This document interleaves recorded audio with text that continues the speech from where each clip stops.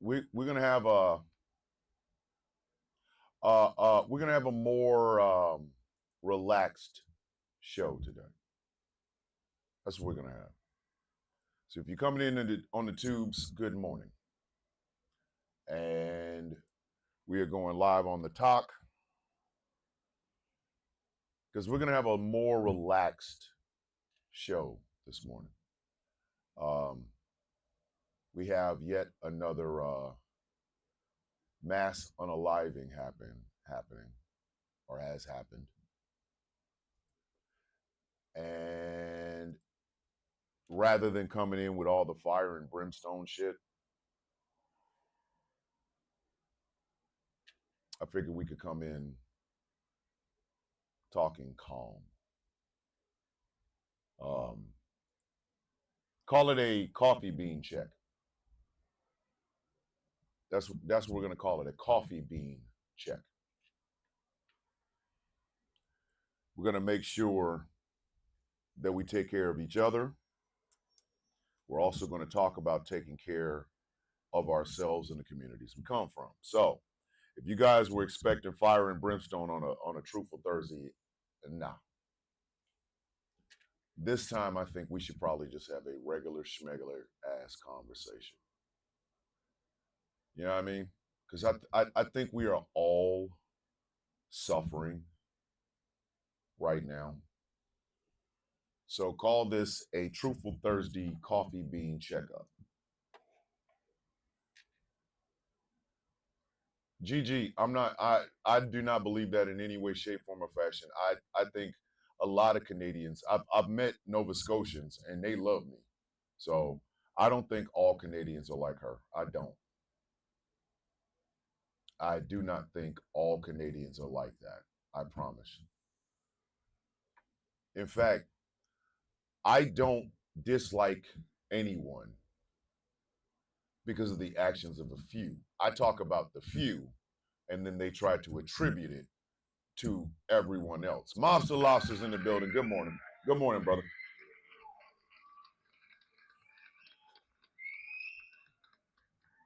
So I'm going to start this show. Mary Greenberg, the beautiful, incomparable Mary Greenberg is in the building.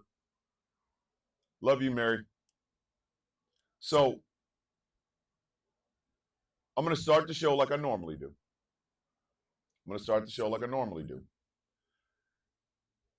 And after that, we're going to have a coffee bean check. Now, the reason I say we're going to have a coffee bean check is this. Nobody buys stale coffee, at least not on purpose. Nobody buys stale coffee on purpose. They buy stale coffee, it is by accident. Jay Thomas is in the building. I see you over there, Miss Charmaine. Tracina's in the building. Can We Not is in the building. So nobody buys stale coffee on purpose. If you get some stale coffee, it's because somebody didn't tell you whether or not the coffee was good, right? And much like coffee, we have to check on ourselves. Magpie is in the building. Magpie, the apprentice of the villain. Love the shit out of Magpie. Magpie gives me hope that things are going to be okay. Yes. So, like I said, much like you do with any regular coffee, you have to give it a check. You got to check and make sure that the coffee beans are good. So this is what this is going to be today. This is going to be a Truthful Thursday coffee bean checkup. So I'm going to go ahead and start the show like I normally do, give you all the pomp and circumstance that you have come to expect from the sound of coffee. And then we are going to have just a regular conversation. Okay? So without further ado, let me go ahead and get this started. Godzilla, -1. Inhale. Ladies and gentlemen, boys and girls, children of all ages, good morning, Mr. and Mrs. America, and all the ships at sea. Welcome to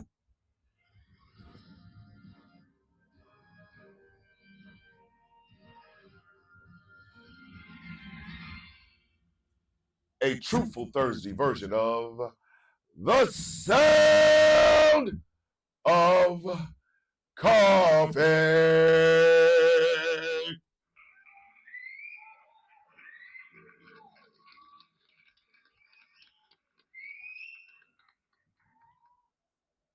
My name is Thomas Bishop. I am known as the villain. I am the brutalist, the leader of the Villains Guild. I don't really have a mama joke this morning. I'll say this. Unless you have gone no contact with your parents, if you still have your mom and your dad in your life, call them today. Call them today and say, hey, I love you. Don't, no reason. Just, hey, I love you. And then when they ask why, just say, because the day ends in Y. I love you just because the day ends in Y. If your parents, like mine, are no longer here, think about the best time you ever had with them.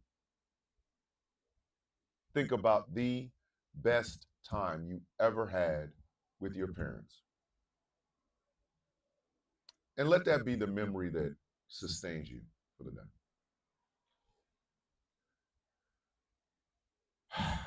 One time for the one time, one time for the one time, one time for the one time. Get those ones in the air for Persepolis, the cactus, always in our hearts, always in our hearts. Like I said, there will be another cactus. I promise you this. And I will learn how to take better care of it. Persepolis's loss is on me. It is on me. So one day I will buy another cactus. And that cactus will be right here. And it will be my co-host, the next Persepolis. So, one time for the one time, B-Sep in the building. All right. So as we all know, yesterday we had another mass shooting at a private Catholic school. And the person who committed that crime took himself off of the census. 2 children lost their lives, an 8-year-old and a 10-year-old. 17 others, including 14 other children, were injured. So, before we do anything else, I'll give a moment of silence for the injured and the lost.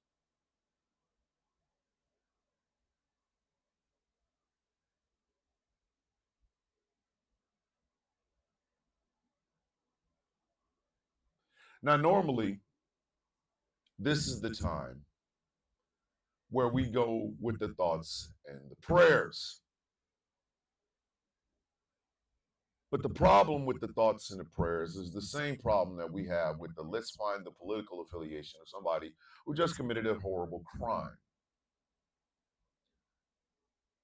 I don't care what this person identified as.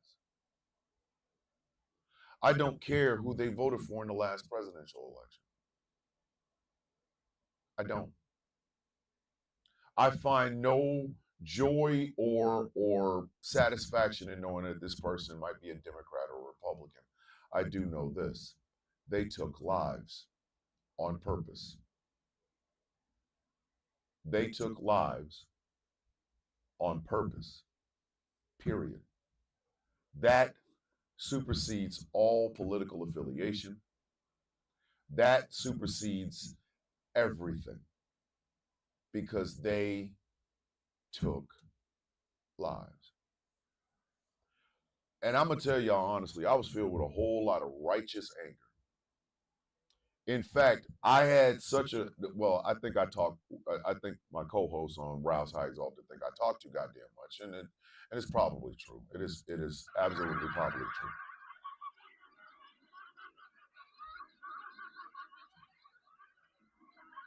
People think I'm narcissistic, whatever, right? But but I had to go and try to enjoy myself as much as possible last night, so that I did not come in this morning with the righteous anger, because sometimes righteous anger isn't what you need. Righteous anger does have it does have its benefits. Like if you're a jackass that's still sitting on the sidelines of politics in America today because you're a socialist or you're a communist or you're a never Kamala or you're a abandoned Harris or whatever, I'm gonna need you to move. You are a waste of our time. You are. You are wasting my time, your time, and everybody else's time because you're not gonna bust a grape in a fruit fight because you're afraid. So to you, I say, go sit your dumb ass in a corner, please. Just go over there. Go over there. Wherever over there is, get your bitch ass over there. Go over there. Okay. So a lot of people are afraid. It is a dark, dark time in America. It just seems like the bad guys are winning, which is why when I got up this morning, I knew I was not going to come in here with righteous anger. I knew it. Your Dar. Listen, I'm just going to warn any MAGA that decides to walk their ass in here. Don't do it. Just don't. I am doing everything I can. By the way, that was our first ejectocito, cuz. I don't know if we'll have more, and quite frankly, I don't care. That's why I have mods.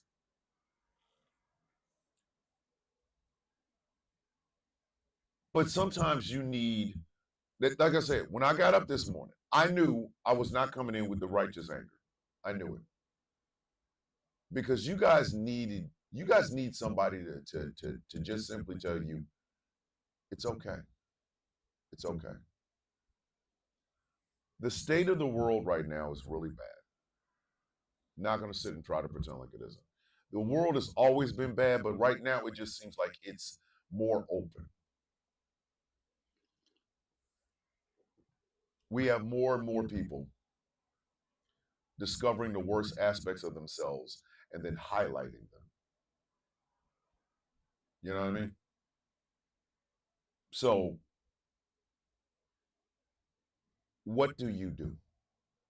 How do you combat the worst of humanity? How do you combat when people give in to their very worst desires and thought processes? Morning, Dots. I love you. My sister Dottie's in the building. How do you do that? How do you fight that? And it's hard to do. I understand. I have to go through that as well. After my mother passed away, my sisters and I weren't talking. And the world felt really hollow. It felt like nothing made sense. I got it. My mother was 84 years old. She did die of natural causes, so it wasn't like a disease took her. But in the span of 3 years, I and my family lost my mother, followed by my Aunt Lillian, and then my Aunt Coco. Before that, before my mother's death, was my Uncle Bubba, her little brother. And that was a 20-year gap almost between his death and hers. So I walked around, I was lost. I'm not even going to front. I'm not going to sit here and try to pretend like I was the strong muscle man. No, I wasn't. I was very lost. I was very lost. I didn't know what to believe. I didn't know what to believe in.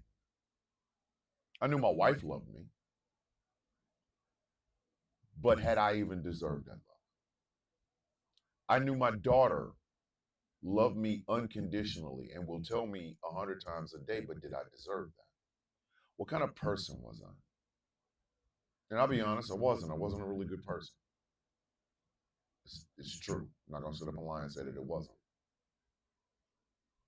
So I told y'all I had to go on a deconstruction journey. And there was a lot of tears. There was a lot of confronting my own bullshit to get to where I am right now. Right? After every mass shooting, a part of us resets. Every American resets. We try to find some semblance of normalcy throughout this shit.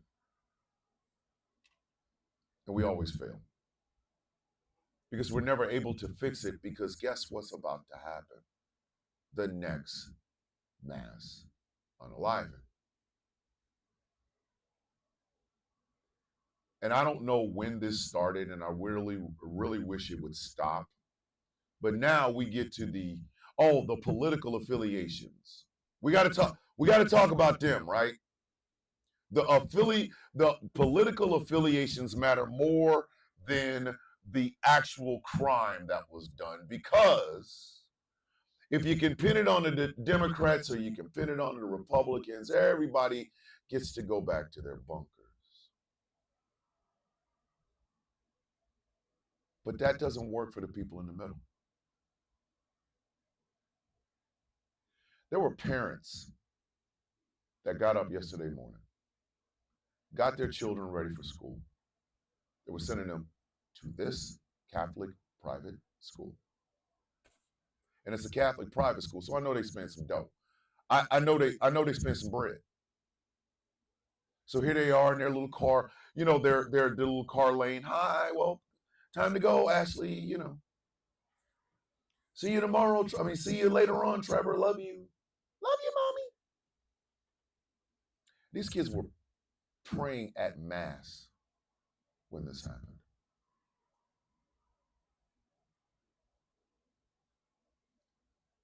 Do you anti-woke people understand what woke would be in that situation? Woke is telling the truth.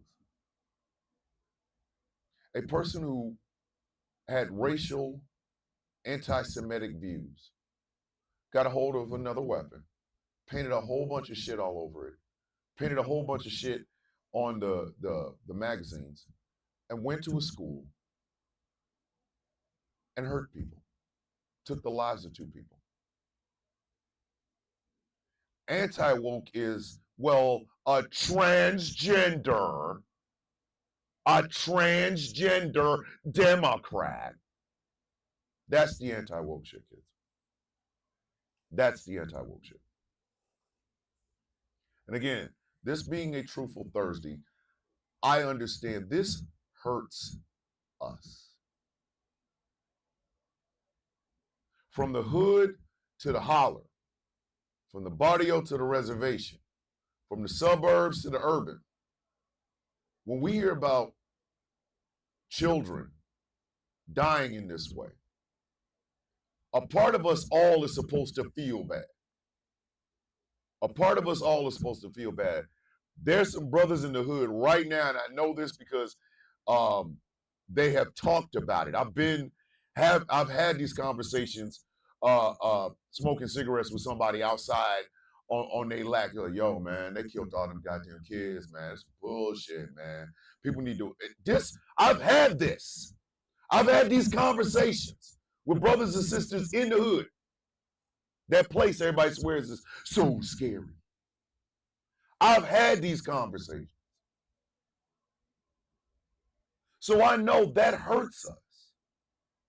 Because these are kids we're talking about. Kids. Sandy Hook broke my heart.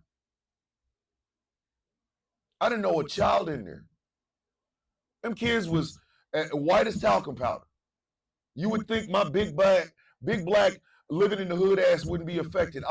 I cried for them. But that's the thing, isn't it? We don't rally together in a time of need. Our leaders start talking to themselves. Our elected leaders start talking to themselves. Thoughts and prayers. Thoughts and prayers. Not legislation stopping thoughts and prayers. So we're all feeling lost. I equate it to something that happened after my mother passed away. And this is a true statement, ladies and gentlemen. Ask any of my siblings and they will tell you. When my father passed away and when my mother passed away, we did not grieve as a family. Not one time. My father passed away. Two of my sisters were with him in California. My brother and I were in Kansas City. My sister Linda was in Florida. When my mother passed away, my brother was in a hospital with COVID. It was me and my two little sisters here in Kansas City, and my oldest sister was in Virginia. We have never grieved the loss of our parents together. Not one time. There was never any, we got together and we all cried together. It never happened. It never happened. Not one time. So I kind of feel like we all, as Americans, do when it comes to something like this, the same way my siblings did. We don't grieve together. We don't talk across the lines. We don't hug each other. You don't see white guys driving from, Appalachia or these small towns in West Virginia to go find a black neighborhood and say, hey, man, I just wanted to come in and tell y'all, I love y'all, man. Today was rough. And to get that love back.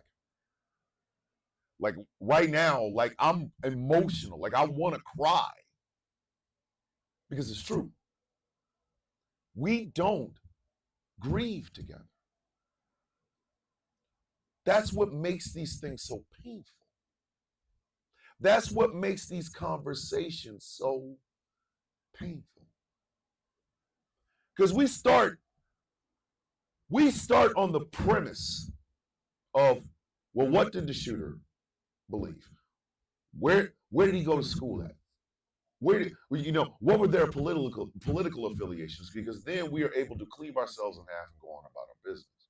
But if we started off with the knowledge of, there's two kids that ain't going home today. If you start there, even the hardest ignorant MAGA person would have to go, yeah, that's true. An 8-year-old and a 10-year-old did not go home yesterday, and they will never go home again. You start there. You can start conversations. You start there. You can start conversation. But how many people do it? I fight ignorant ass people on social media every single day. I know there are some people that are hoping and praying that something bad happens to me so that they can wish death on me if they haven't already done it. I get that. It is the price of admission. I get it. It is the price of admission. I was thinking about it last night. The men and women that stand up for themselves are always dangerous. We're always black supremacists and shit like that. But in actuality, all we are humanists. That's it. I'm fighting for the idea of human, and these people are fighting on an individual shit. So I get it now. T-Time's in the building. But even in the midst of fighting these idiots, I'm still a human being. I am still affected by different things. I am still capable of crying. Even if some people are that's sissy, that's this, that, and the third. I don't care. I don't. I have tear ducts. I'm going to cry when I need to. Grieving alone does not help. Trust me, I know. Grieving alone does not help. So you need people around you, especially in grief. You need people around you. But America is so used to things moving in such a way that we don't even get the time to process it. We don't. And when we do stop for a few seconds to try to process the feelings that we have, here come the insults. Here come the partisan problem. So I'm gonna ask y'all an honest question. I'm so serious right now. Please be as honest as you possibly can when I ask you all this question. You can answer in the comment section or not. It's completely up to you. Are you okay? Just I want y'all to sit with that for a second. Are you okay? And I mean, don't give me the standard boilerplate answer to that question. Hey, I'm doing as good as I. No, tell the truth. It's the coffee bean. We the coffee beans in here. This is a sacred area. This radio show has been going on for over a year. So everybody that comes in, if you've been here a while, you know this isn't just a safe space, it's the safe space. So be honest. If you don't want to answer in the comment section, fine, that's cool. I understand. I'm not trying to embarrass nobody. I just want to ask that question. And a follow-up. No, sir, I'm not. I'm not. I'm not. And it isn't because of finances. It isn't because of love. And it doesn't mean I'm weak. But I'm not okay. No. No, I'm not. I'm not okay because I know for a fact when I go to bed in my rent paid, my mortgage paid house with a little air conditioning, my daughter's in the other room, she's safe, my dogs are safe, my wife is safe. I realize there are people that aren't. I told y'all a long, long time ago, I am a humanist. I am a humanist. I'm not a Republican or a Democrat. I am not a liberal or a conservative. I'm a humanist. I give a shit about humanity, y'all. I give a shit about humanity. I argue with people to get rid of their own selfish biases. If you want to know what really it all breaks down to, the people that don't like me don't like the fact that I will not bend nor bow nor break because they said some nasty things to me. I don't give a shit. I am a humanist. I am rooting for humanity. I am rooting for every person to become the best versions of themselves. And right now it's not happening and I ain't happy. I'm not okay. I'm not. So now we all are opening up. And we know we're not okay. We all know. So, do you love you? Again, if you don't want to answer, that's fine. That is fine. I will not. This is not a pressure cooker thing. You better, no. If you do not want to answer, don't. Do you love You. Just take a second. Just take a second. Just take a second. Do you love yourself?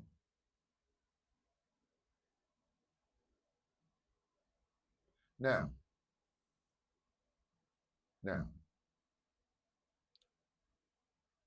does someone love you?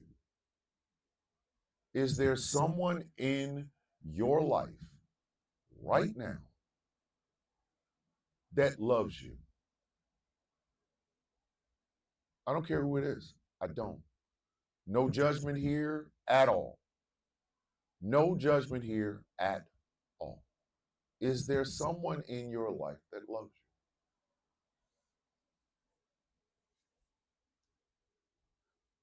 I have people that love me. I do. The biggest problem is I don't think I deserve it. I love me. Do not get me wrong. Mwah. I am Team Thomas. I just don't like myself. I don't. I don't find myself to be pleasant to be around. I don't. I do shit just for shits and giggles that when I tell it to you, it's not a brag, it's simply something I did. Like I told y'all, one day I was just sitting in front of my goddamn computer and created an entire political party. It wasn't like I said, watch me, I'm gonna create a political party. No, bitch, I said, well, I'm bored here. Let me go. Here's some chat GPT, let's do it. Yesterday I did the same thing. I created a religion. Me and chat GPT. I put in the prompts, chat GPT did this, I edited it some more, boom. I created an entire religion. Again, that's not to brag. It's just something I did. But it gave me no pride in myself. I love me. I love me. Don't like me. I really don't. I don't like me. I think sometimes I am way too goddamn hard on myself.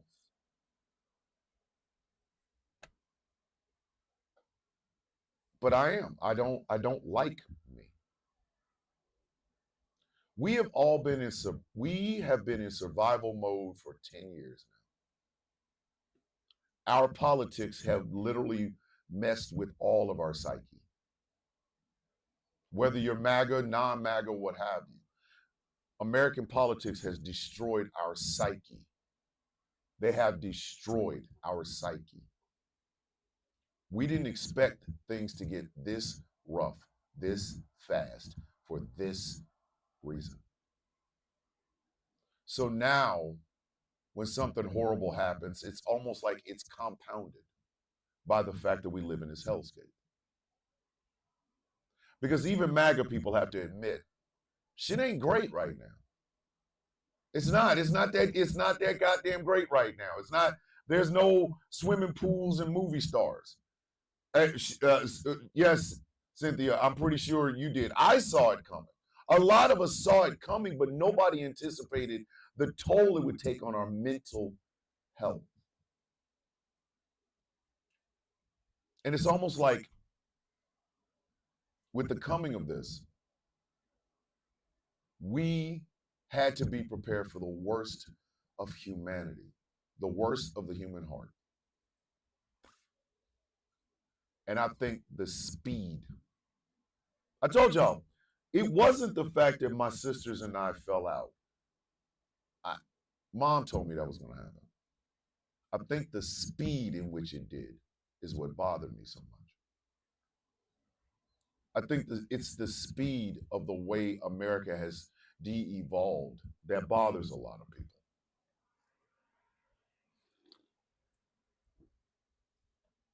I mean, we are arguing over human beings living their true and authentic lives. Y'all understand that, right? When we When you hear people on lives talking about, well, the left doesn't even know what's a woman. Do you recognize that person as a human being? Should that person as a human being live their life to their fullest capabilities, abilities, and what have you? That's it. That is it, ladies and gentlemen. That's it. That's it.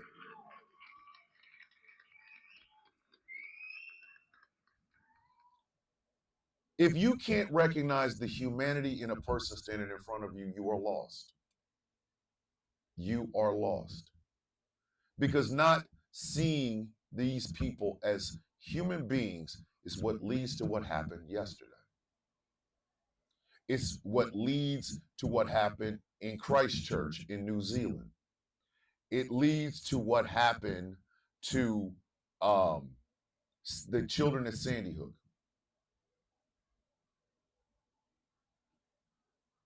That's the problem. That is the problem. These are human beings. They will live a life that is not your life. They will achieve things that are not your achievements. Why can you not let them live as they are and want to be? The argument against trans people never made any sense to me because the word people's involved in it.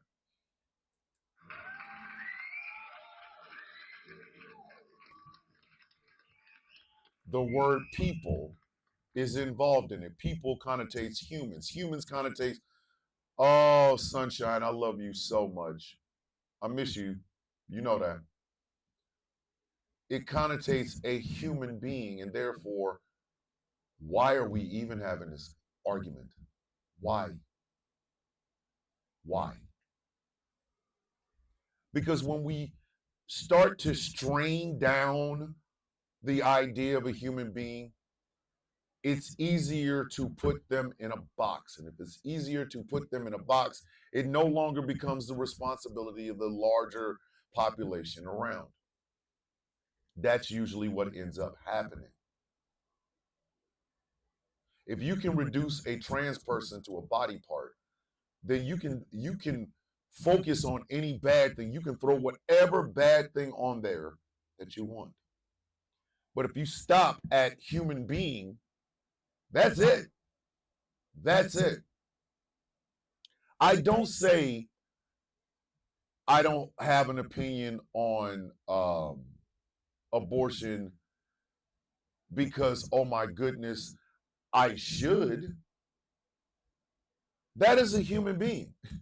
What that woman does with her body is hers. I got my own body. As sexy as this is, I got my own goddamn body, you know what I mean?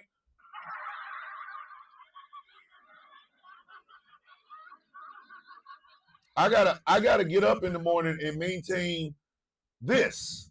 I don't have time to go, oh, hey, lady, what are you doing with that uterus? Hey, let me tell you what I think you should do with it. Is that not a human? Yes.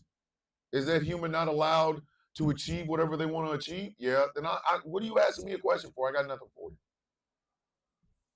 We don't do that though. Hey, and I'm gonna ask this honestly. When's the last time y'all had a conversation with someone that you had never met? Like you meet, like the first time you meet him, y'all have a deep ass conversation. When's the last time that happened? Do you know we live in a time now that I love you, Magpie. Magpie knows I accept Magpie as they are. I do. I think that's why I kind of feel bad that I've kind of corrupted them a little bit. You know what I mean? Like I'd have done a number.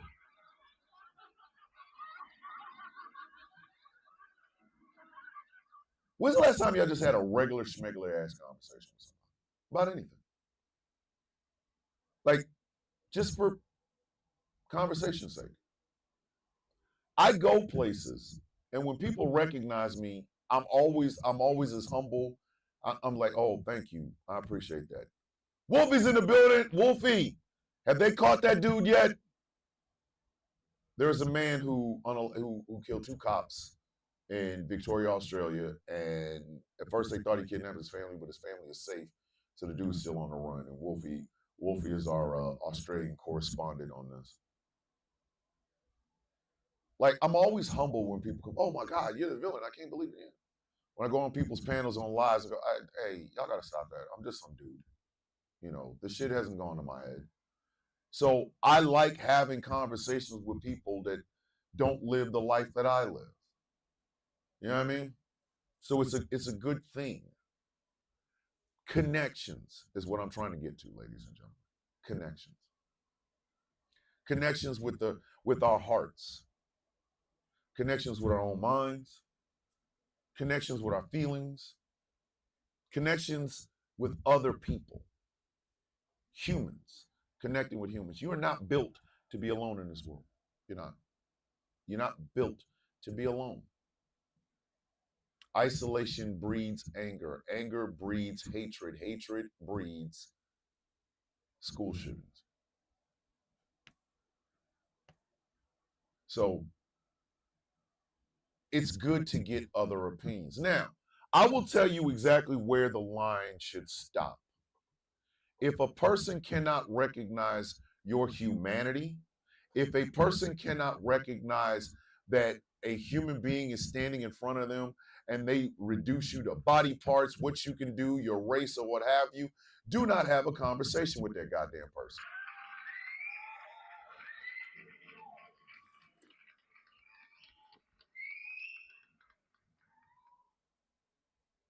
I mean, think about it. Why would you want to talk to somebody that cannot see the whole human? Why would you want to have a conversation with that? I don't understand why women have not completely, utterly given up on dating, getting married, or what have you, because I've seen what is coming down the pike. Kevin Samuels' bitch babies are breeding. Morning Anonymous. Kevin Samuels' bitch babies are breeding. And they're talking to each other. And they're creating more of them. I understand, ladies, as a man, I'm telling you, I understand why some of you literally have apprehensions about getting with men, because Andrew Tate will not shut the F up. Myron, Fresh and Fit, won't shut the F up. I get it. I am telling you this. As a man, I understand exactly why a lot of y'all like, yeah, I'm good. Yeah, I'm good. I get it. I'm good. It's not safe for y'all out there. But that is also a byproduct of isolationism. It is. The involuntary celibate movement, the entirety of it, basically comes down to I stayed alone for a very long time. I don't know how to interact with human beings, and I'm mad about it. Women should give me some ass simply because I am breathing. No, it doesn't work that way, ladies and gentlemen. And I get it. I understand why women don't want to do it. I do not believe in the male loneliness epidemic. I believe there's a lot of men that made themselves lonely by not trying to adjust to how society is. Yes, I desire women. Believe me when I tell you. But I also understand I am standing in front of a human being. And that human being is going to want to do things that I don't want to do. That human being is going to have opinions that I don't have. That human being is going to say, no, not no, F no, get away from me. I don't want anything to do with you. And I have to accept that, and I have. That is where a lot of these people have gone wrong. Tracina's in the building. Look at her. It's like, I get it, ladies. I understand that. I understand. We are not looking at human beings anymore. People are not looking at people as human beings anymore. We're looking at them as the catchphrase of the day. Like every time Bill Maher says woke, I want to punch him in his throat. I do. Every time. Every time. Every goddamn time. I want to hit him with that Denzel. You know that famous Denzel chop you in the throat thing where he goes whop and then he hits you right here and you he's done it in 2 movies. Every time Bill Maher says that, I want to chop him in his throat. Because at the end of the day, ladies and gentlemen, woke simply means to be aware. Woke simply means to be aware. That's exactly what woke is, to be aware. To be aware of the fact that nobody wants white people to feel guilty about slavery.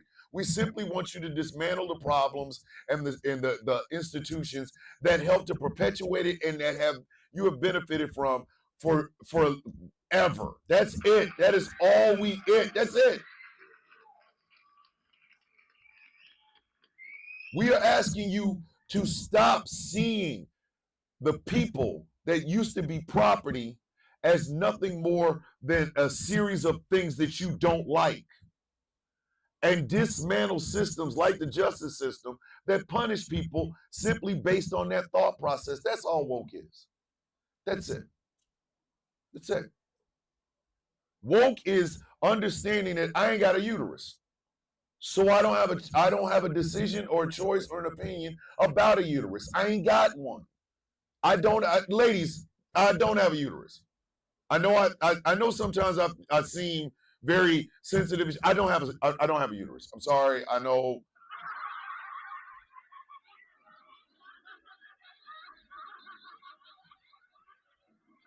I might lose some followers. I could have swore he had a uterus. Are you sure? Are you sure? I'm just not gonna follow him. I ain't got thank you, Chap. I ain't got a dog in that fight. Ask me about abortion. I don't know. What you want to do? Are you going to have one? Not today. I mean, I got other things to do.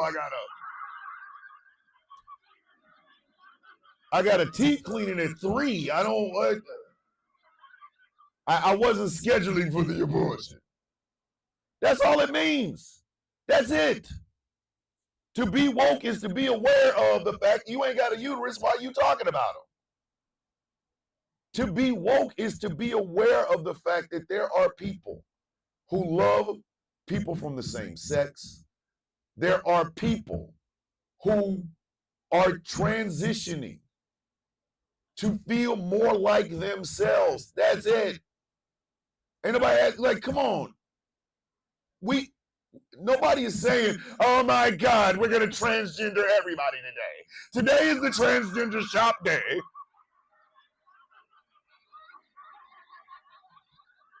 We'll send them in through the back room, and then by the time they come to the other room, there'll be somebody else. No, bitch. It's just these people are who they are. Let them live, please. That's what being woke is. But every time the woke mind virus, the woke Nazis, when I heard that shit, I was like, okay, somebody needs to get stolen. Like that's.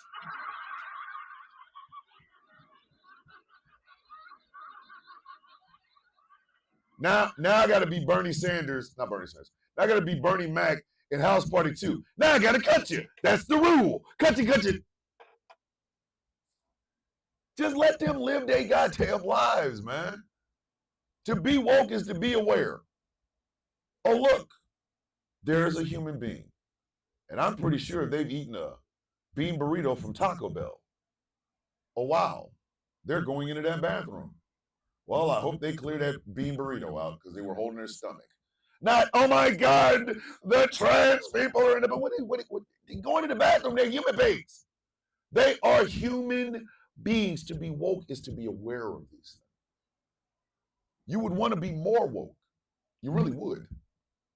But again, that would require you to think not in binary boxes and bullshit like that, but to think in the terms of human beings.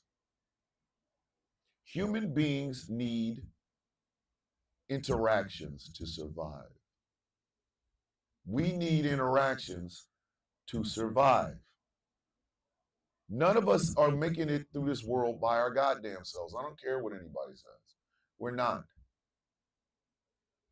And this idea of not helping the collective because you feel some way about something else that's going on in the world is ridiculous. I vote for harm reduction. I also vote for a cure. So that means when I take my black ass into a voting booth, I'm voting for everybody in my family. My brothers, my sisters, my wife, my daughters, my sons, my kids, my grandkids. I'm voting for all of them. I'm also voting for my neighbor who's gay and his husband. I am voting for my other next door neighbor who is a retiree, a widow whose husband passed away and she lives in this house. I'm voting for her. I'm voting for Angry. I'm voting for Bunny. I'm voting for Chaos. I'm voting for Michael Pruitt and Tracina. I'm voting for Magpie and Goddess because I'm looking at it from the standpoint of I am not an island unto myself. I live in a nation full of people. Therefore, I want to make sure everybody can eat and be safe. Because I think in terms of humanity. We don't, though. We're taught not to. We're taught not to. And unfortunately, that is what leads to shit like what happened yesterday. All anybody wanted to know after this was the shooter's name, whether or not he was white. We knew he was going to be white. And any of the little tidbits that would give a hint into what political affiliation he had. 19 people got shot at. 19 people got shot at. 2 of them died. 17 others will literally never be the same again. Never be the same again. Do you see how our priorities are set up? Y'all see how that works? Somebody said one time that instead of giving the name of these mass shooters, we should give the names of the victims. And I believe that.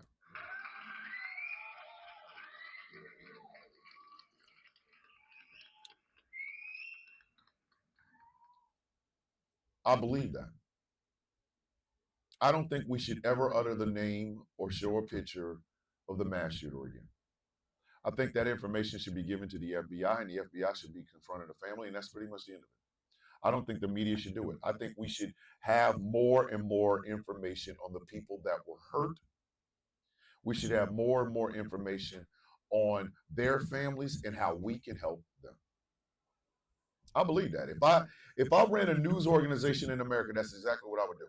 I want the names of every person that were hurt and the people that were killed.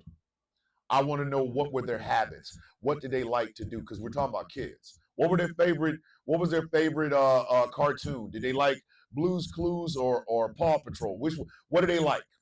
What do they like? Because we're going to spotlight them. We're not going to spotlight the son bitch that did this to them. We're going to spotlight them. And do you know what you would do to the American psyche if you did that? You could cut half the partisan bullshit in half just by doing that.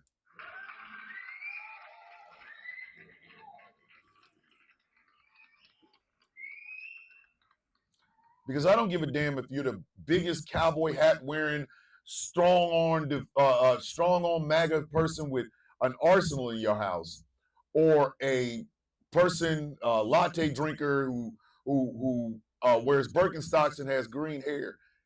That brings you together. Because you're gonna go, wow. You know this kid knew all the words to Baby Shark and could sing them backwards. Did you know that? No. Did you know that this person collected Legos and they were trying to build a Lego castle? Connection. It puts us. It connects us. It puts us together. Politics is something that we do. It is not something that happens to us. Understand that. Let me say that again. Politics is a job, okay? It is not the unifying force we keep trying to put it out to be. Politics only does what we tell them to do. That's why I said the government should be afraid of its people, not the other way around. We send you to do a job.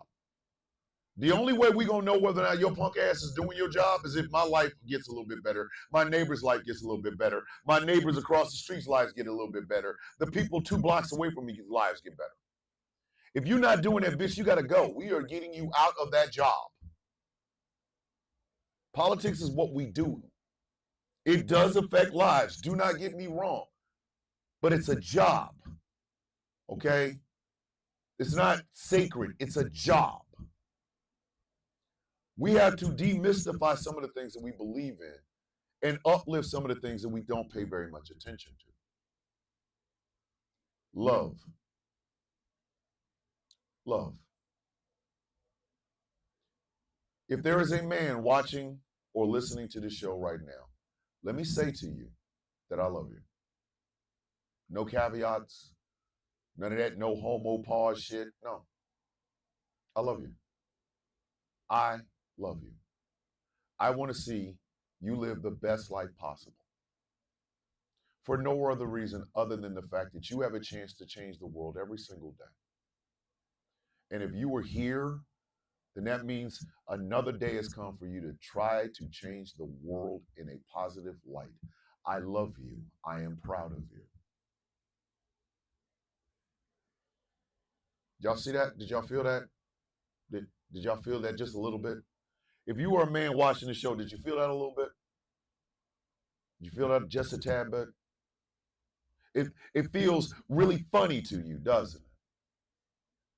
It's a little, you're trying to readjust things. You're going, wait, this is another man telling me that. You know, a man is telling me this.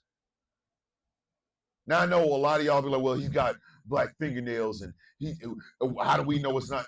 There is no other way to, I just said it. There's no mystery behind it. I'm literally looking at the camera and I'm telling you, I love you. I love you and I'm proud of you. I want to see you live the best life possible. I want you to achieve everything that you've ever wanted to achieve. Ever. There's nothing else behind it. Women do it all the time. Women do it all the time.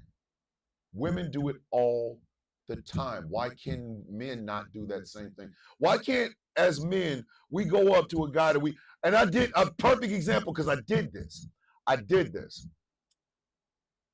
I was going into the store, right?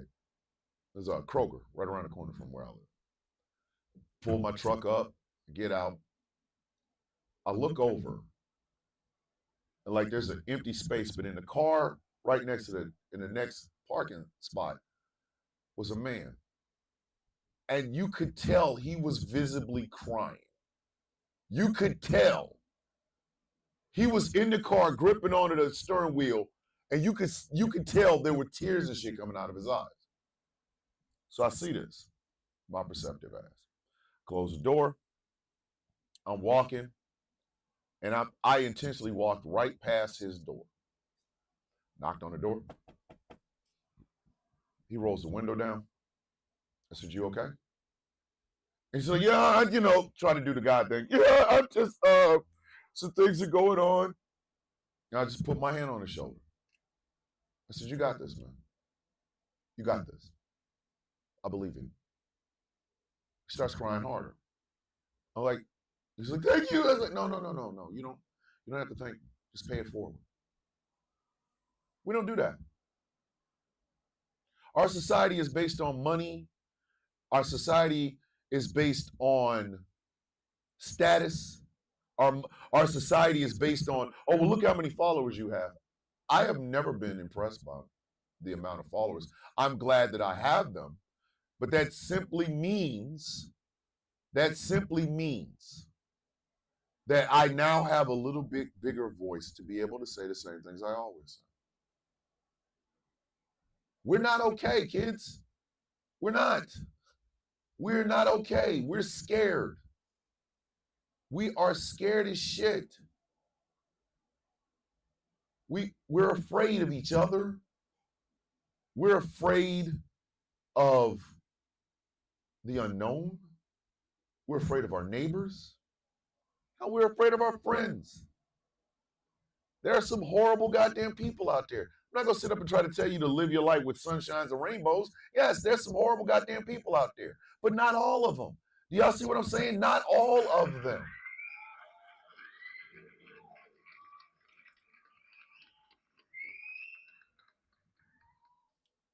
There are people out there that genuinely care about you.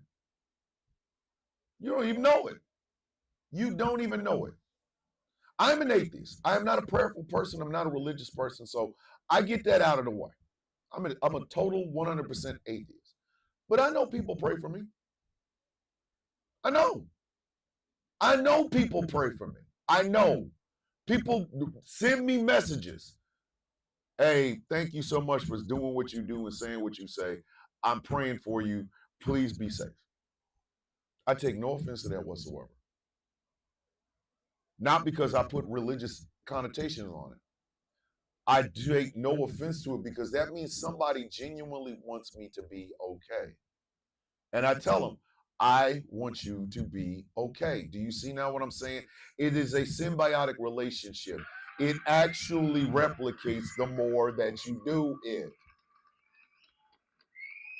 The more you say these things to other people, the more it replicates. It's almost kind of like a tribble from Star Trek, if you know what I mean.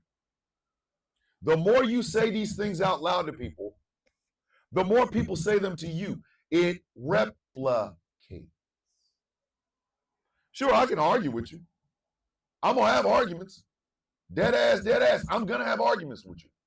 But the only time you get the I loathe you, I cannot stand the ground you walk on is when you completely and utterly give up on the human in front of you and you decide to disrespect it. You can't have a conversation with me. We can't talk because all you're going to see is this or this or this. And at that point, I have nothing for you. You are wasting my goddamn time. You're in my way. Please move.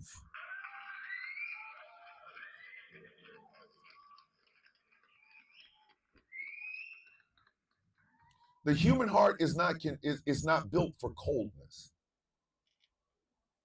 It only becomes that way based on the actions of people and how your heart is affected by it. Everybody in this room has been through heartbreak. Every person watching or listening to the show has been through heartbreak. You know how I felt. Betrayal, heartbreak, domestic violence. Let's go there. Let's go there. Domestic violence. Somebody taking something from you, somebody forcing you to do something you don't want to do, somebody that you thought you loved, abusing you. You know what I mean? And it hurts. It becomes one of those things where it's really hard to love, really hard to trust. If it happens more than once, then you really are out here going, nah, I don't trust none of this shit. You don't trust women friends. Like they say, oh, hey girl, I'm your friend. After 2 or 3 women have burned you, they've taken from you, they've disrespected your name, disrespected your family, things of that nature. Guys, we do it all the time too. Somebody, that's my dog, that's my brother, I love him, that's my brother. Until they betray you. And a part of you, your heart is broken because that's your friend. But you try to push it down under that masculinity shit. When in actuality, you really want to cry. This is my best friend. I can't believe this happened. We understand all of that. But even in the midst of all of that, the heart is not built to be a cold piece of equipment. It is a heart. It is a heart. It does have chambers, yes.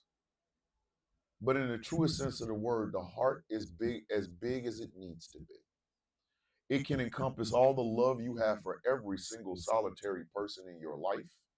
It can encompass having love for people that you've never met. It can encompass having love for people who you don't know. The heart can love on people around the world simultaneously, and it never weakens. Never. It never weakens.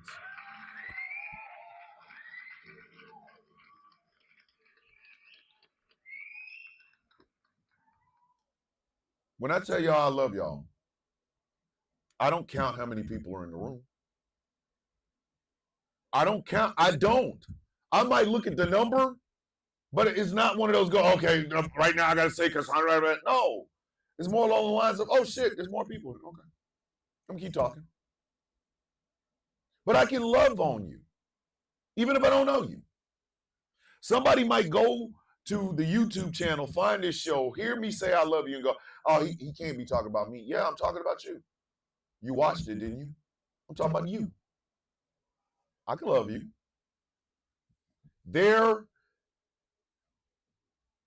Catherine, be safe, please. I love you very much, and I'm very proud of you. I can love you and mean it. And it's not for something you did for me. It's not for coins. Buenos dias, Danny. It's not for coins or super chats or here buy this product. No. I can say that because it's true. I am talking to a human being. I am talking to a human being, a person, a living thing, someone that deserves the best in the world, someone that deserves to know that somebody loves you, that somebody genuinely cares about you. Because those who don't know, they end up doing what happened yesterday.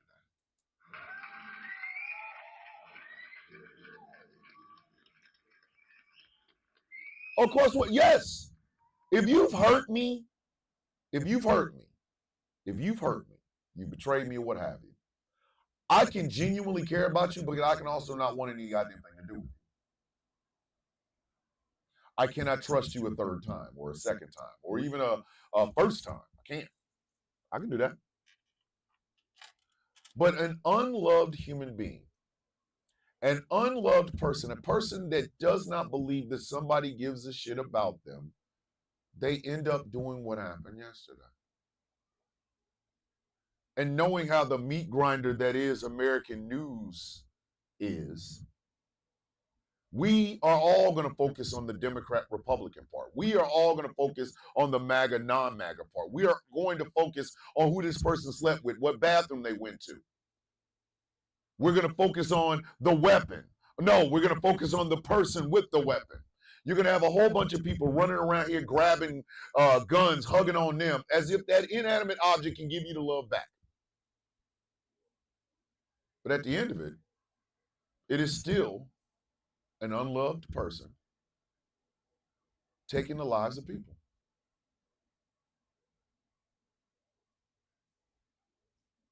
It is still an unloved person taking the lives of other people. Children in this regard. Children. Sandy Hook, Uvalde, Marjorie Stoneman Douglas. Do you see now what I'm saying? These are people that are gone. People. Potential snapped. Forward momentum snapped. Lives ended. And because the meat grinder that is the American news media landscape, they are looking for fresh meat. They are looking for fresh meat. Donald Trump is a complete and utter 100% byproduct of the meat grinder that is the American media. I said what I said.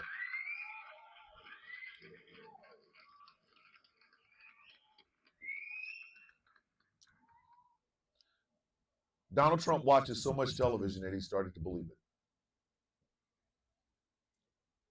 And so have a lot of people. So have a lot of people. We now base our elections on wins and losses, not impact to human lives. This person has this plan to be put in place that is going to affect 2 million people. What is the most important part of what I just said? To a normal human being, it's the 2 million people. To everyone else, to the meat grinder that is in American media, this guy, this plan. That's all that matters to them. Damn the 2 million people. Those people have names. Those people have addresses, telephone numbers. Those people have families. Do you know why the true and utter disgust about ICE agents snatching people off the streets has nothing to do with their immigration status? It's the fact that these are human beings that are having this happen to them. Did y'all ever think about that?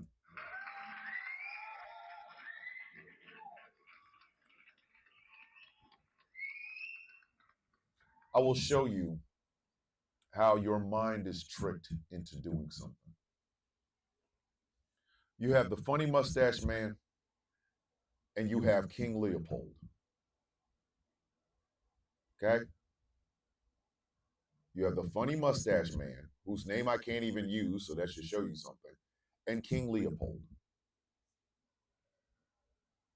The funny mustache man is credited with unaliving or taking the lives of 6 million Jewish people. King Leopold took the lives of 12 million people. Do you know what the difference between King Leopold and the funny mustache man, and why King Leopold doesn't get talked about very much? Because the people he killed were from the Congo. They were black, and therefore they didn't matter. Leopold still has statues up in Belgium, although people are removing them. But do you see, that's how they trick your mind. That's how they trick your mind. Leopold did twice the number, but because these were black Congolese people, nobody gave a shit. And if they can get you to think like that, they can get you to sign off on any atrocity that they want to do. And by they, I do mean the power structure. I do. They can get you believing that every person that comes over here illegally, in their words, all are going to kill little white girls like Lincoln Riley.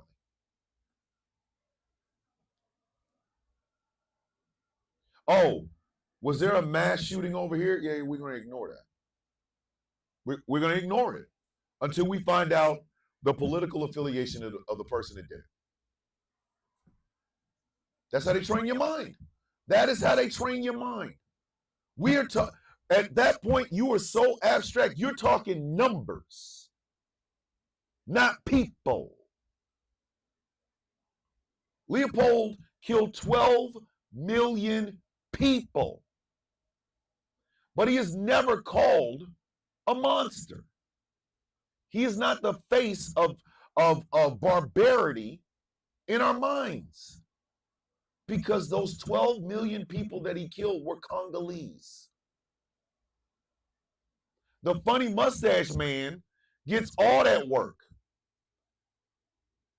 because those Jewish people they looked white.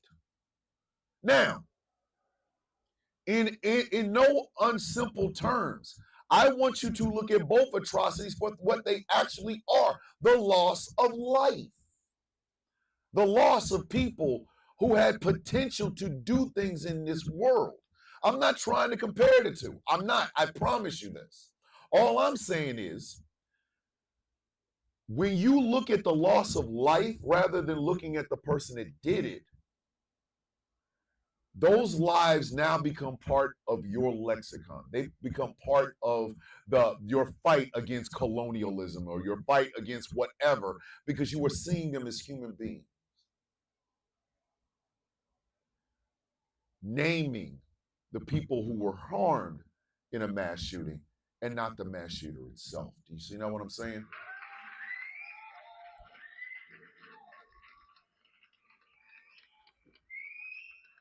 You see now what I'm talking about? It is very easy to do. You don't put the spotlight on the monster. You put the spotlight on the lives that were lost because of the monster. You stop this idea of separating these people because of this, that, and the third. They're all human beings. Your religious beliefs, your religious faith still does not stop you from being a human being. You're a human being. And I want y'all to connect with each other because, like I started off this show in the beginning, I'm not okay. You're not okay. It is a very dark time for us right now. A very dark time. A lot of us are afraid. And who do you turn to when you're afraid?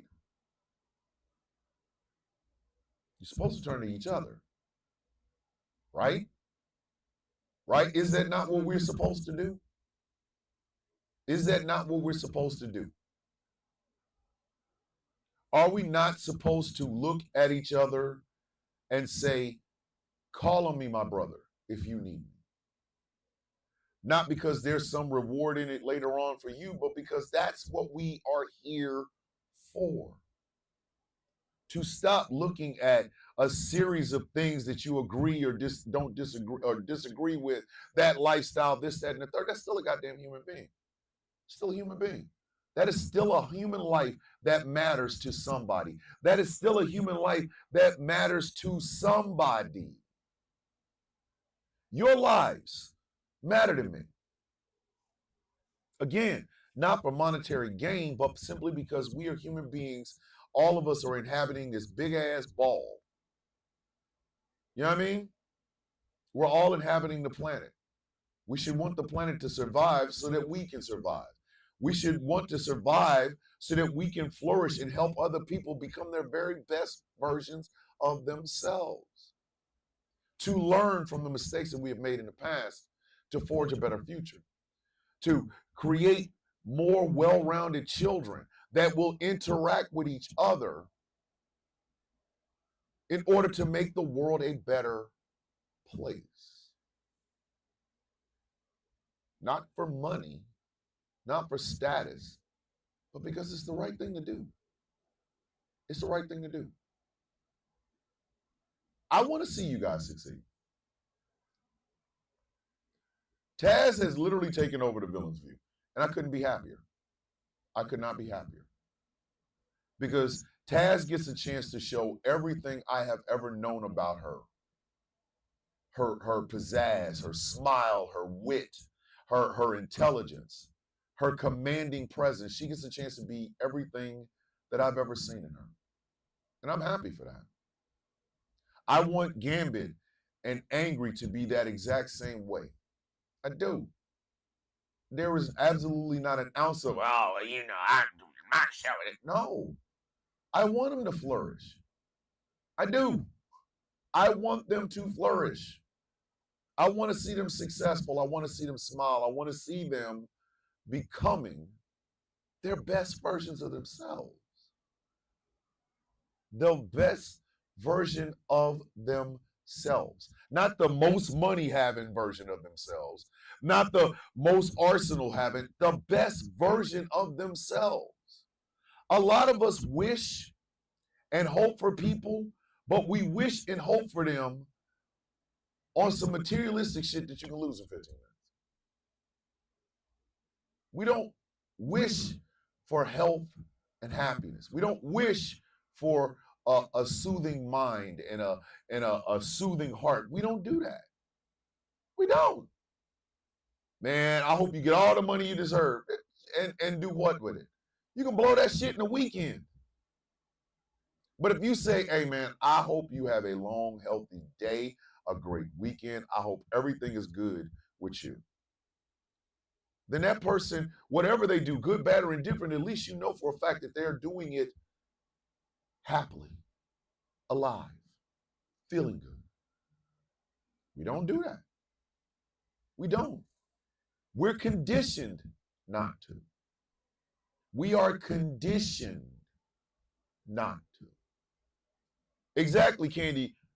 But we try to fix that. We try to get past that mindset. We try to get past what we have been taught about other people, other groups, other attitudes, things of that nature. That is our eternal quest in this life. It's not to make money. It's not to be famous. It's not to have brand deals and shit like that. It is simply a matter of, hey, I just want to find out what is the best version of me. The best version of me might be gay. Nothing wrong with that. The best version of me I might be asexual. Okay? Nothing wrong with that. The best version of me might like running a restaurant, not for profit, but just because I want the best people. I want people to eat this food because I've made it and I think they would enjoy it. Okay, again, there's nothing wrong with that. Some people are called to a life of service. Some people aren't. I was called to a life of service. I was. I was called to defend the rights of every single person in the United States to live their very best version of their life. I was called to do that. Since I was 7 years old, it's the only thing I ever really truly wanted to do. And then when I did it at the highest level. I didn't fake the funk. I really was there. I didn't go bust off or anything. Gunman is there are tunnels and police are currently using flashbangs in them to see if any of them flush them out. All right, Wolfie, keep me informed. I hope they catch this bastard. But I knew when I joined the Army, I wanted to be the very best. Now, people are like, well, you were just a supply sergeant. Yeah, because I was good at it. I was good at that. And it was a job of service. I worked directly with my commanders to make sure that their sensitive items were taken care of and things of that nature. I did that so that they could look good. But not because, oh wow, I'm a kiss ass, because that's my job. I feel like the title that I have is the brutalist of the Villains Guild. My job is to make sure not only that the guild is healthy, but the people within the guild are healthy. So when chaos is going through some, goddamn it, it's time for us to rally around chaos. If Tiger Bomb is going through some, goddamn it, it's time for us to rally around Tiger Bomb. In other words, I want to see everybody living up to their potential and having a great life in the process. I'm filling myself with life so that I don't end up being the kind of person that would inflict death on somebody else.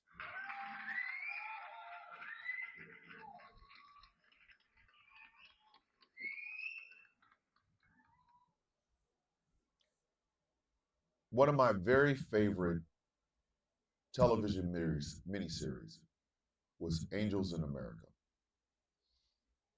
Angels in America. The HBO miniseries based on the Tony Kirshner play. And the two parallel stories. One was of Roy Cohn dying. The other one was of a gentleman finding out that he is HIV positive. There's a scene towards the end, and if you haven't seen it, spoiler alert, spoiler alert, spoiler alert, where the gentleman that is slowly withering away because Vades is in heaven and he's talking to the angels. And he uses the phrase more life. I want more life. And that shit hit me in the chest. Like the first time I ever watched that shit, I was in tears. Like there's part of me, like right now, I could go watch it and just be crying all damn day. And that would be kind of ugly.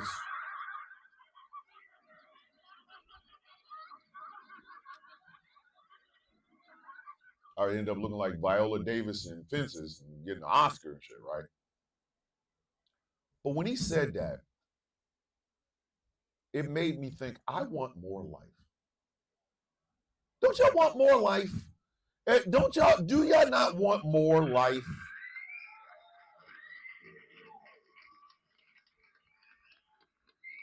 Don't y'all want more life? Like you get up every day and it's like, oh, it's so much life. Whether you're paying your rent's getting ready to get paid, or you scrambling to get that last couple of bits, a couple of bucks so that you can pay your rent, but it's still more life. How many of y'all have ever looked at somebody beautiful, like just looked at him and said, God damn, they fine as hell, and just been like, I want more life for you. Exactly, Candy. I don't mean more struggle. I mean more love, more laughs, more hugs, more time to show everybody the person that you are, and all of these goddamn things. Wouldn't you like more of that? Wouldn't you like to have a life filled with just going out and finding out all of that, all of the things that make you who you are? I use Chaos as an example. See him being a politician. I can see him being a politician. Oh my God, here we go with this shit again. Okay, goddamn, go to the damn studio then, jackass. But I can see him being a politician. I can see Chaos being a politician.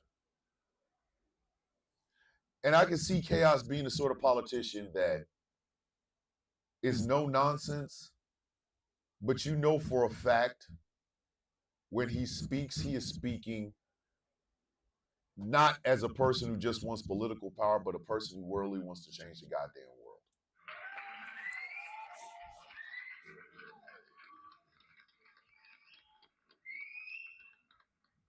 Seriously. I can see Chaos doing that. Standing up, Mr. Speaker, this bill is going to hurt 30,000 people.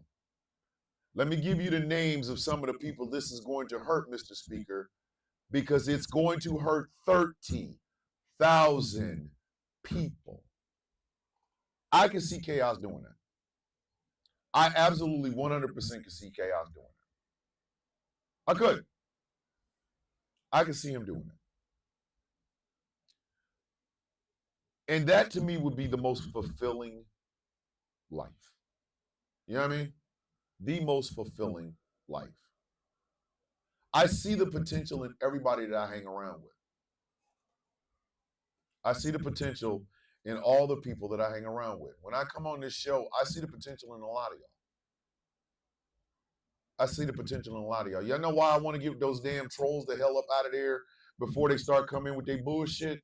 Because they are messing up my chance to actually help y'all reach your potential, to think bigger, to love more, to laugh harder. They're screwing that up. They're screwing that up. And I don't like it. I don't like it. So yeah, y'all got to get y'all bitch asses up out of here before you bring your ass up in here talking shit. I don't need you in here screwing up the vibe of a place where we are trying to make sure people live to their best potential. You see what I'm saying?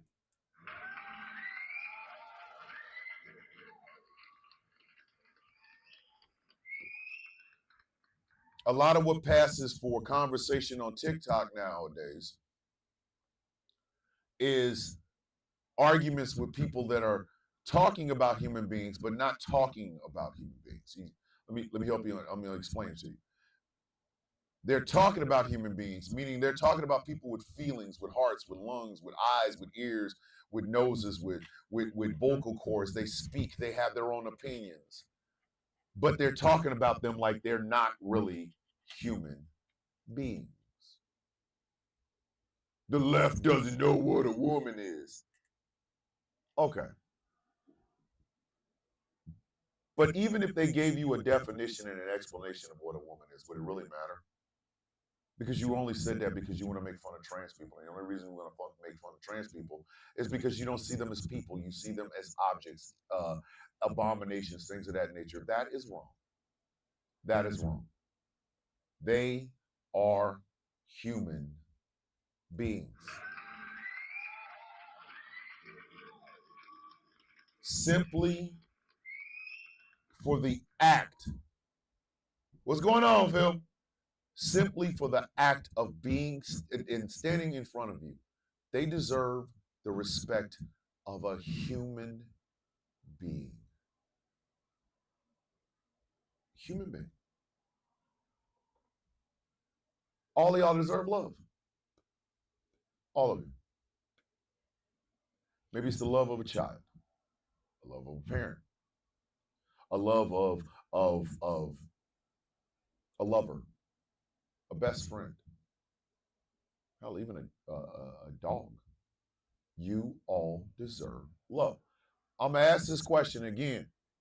If you don't feel comfortable doing it, it's okay. It's okay. When was the last time somebody told you something good about you? Think about it for just a second. When was the last time? When was the last time somebody said something good about you? Now, there's going to be a follow-up question to this. So think on it closely. Think on it closely. When was the last time somebody said something good about you?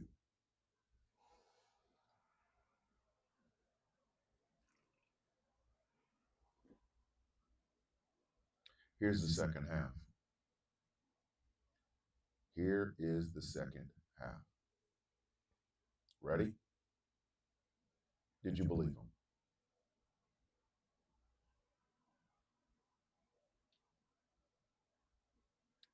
Did you believe them?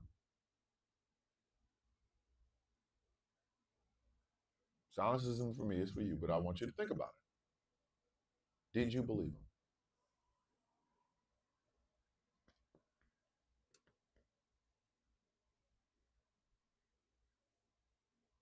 The reason I ask it that way is this. I can give every one of y'all all the love I have, but you got to accept it. That is the hard part. That part.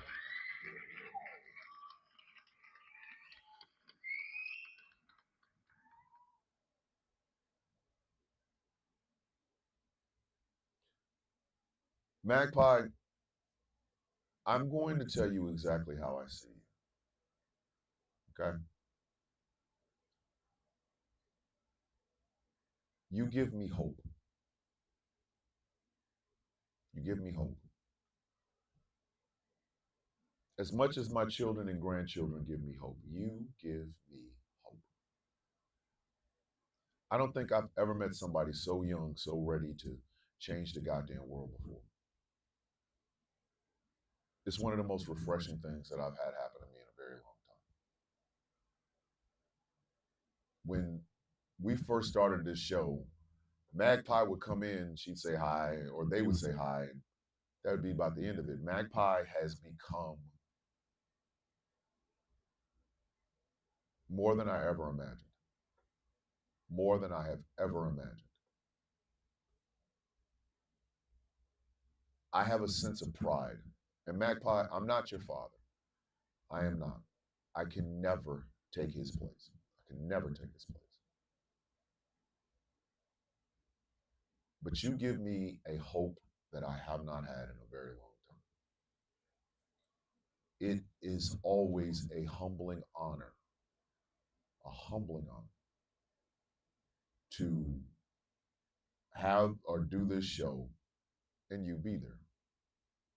Because I hope I am doing something that makes you believe that good people still exist and that you can accomplish wonders. And then someone outside of your family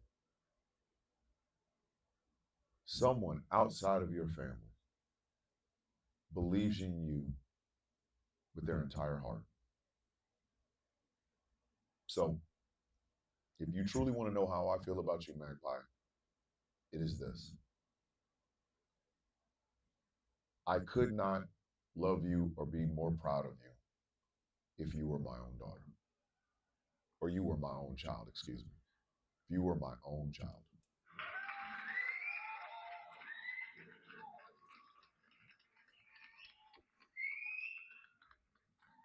No, Frank, they have not, but please make sure you're on the People Sick Day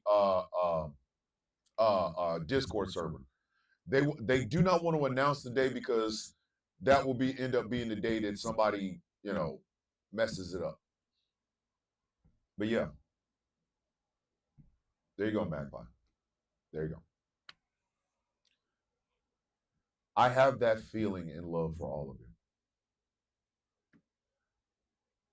I can have it, but it always comes down to, do you believe it? Is it something that you believe in? Is it something you believe in? Because y'all can tell me y'all love me. Hey, Frank, get with me afterwards.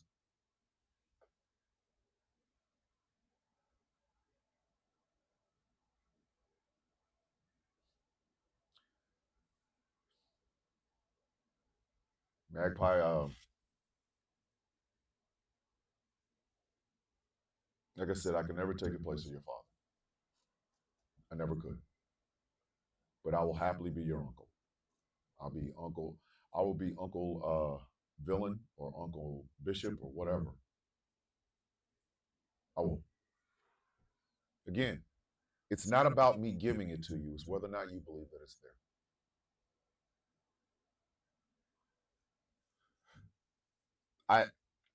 It has to be one of those things that you believe. Like, I can tell Chaos how proud I am to have him in my life, how proud I am to look up to him, how proud I am to call him my brother, and how much I love him. But if Chaos doesn't accept it or doesn't believe it, and it's something we do to ourselves as well. Like I told y'all, I love me. I love me some me. I just don't like myself very much. I don't. Now, does this stop me from being the person that I need to be? Nope. No, it does not. But it does stop me from seeing myself as others see. That I will say. That I will say. It does stop me from seeing the person that everybody else sees. I give Angry a lot of shit. I do. But I love Angry more than he even knows. But the question is, does he know it? And does he accept it? We don't do that enough. Do y'all understand? We do not do that enough. We don't build each other up enough. I'm sorry. We tear each other down for materialistic bullshit. We tear each other down for shit that you cannot take with you. So you're going to tear me down for a couple of dollars? What is that? You can't take that money with you. You can't. You betrayed me for some money, you stupid. You're dumb as shit. You were literally dumb as shit. Because all you're doing is showing, without a shadow of a doubt, that money is the only thing that matters to you, not the human being that is in front of you. We tear each other down for better spots at work. We tear each other down for the affections of a man or the affections of a woman. We tear each other down for rent and things of that nature. Why? For what? Do you know the most important thing in that school shooter from yesterday's life was his gun? His gun. He took all the time to write all that bullshit all the way around this weapon, all on the magazines, just to shoot and hit 19 people, take 2 children's lives, and injure 17 other people who will have to walk around with those scars for the rest of their life, in addition to everybody else that's already in there. Do you think he really gave a shit about those people? No. It was about making a statement. It was about, I'm going to... What kind of shit is that? What is that? What is that, people? What is that? Why is it bad for me to want a woman to have control of her own body? Why is that a bad thing? Is that not her living up to her true and honest potential?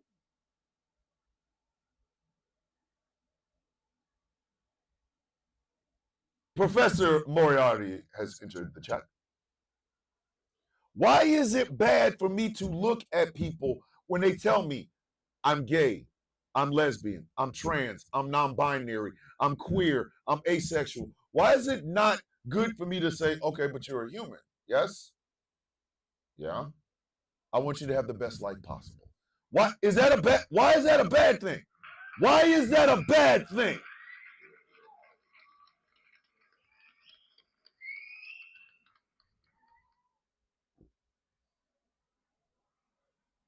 Why is that a bad thing? Morning, leggy lady. Can we not get back to that? Or were we ever there to begin with? We make horrible people famous. We make violent people famous for no other reason other than the fact that they've done damage to human beings. But the ones that want to love human beings,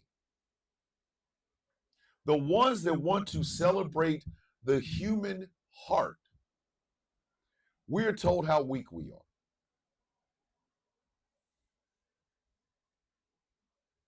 The greatest thing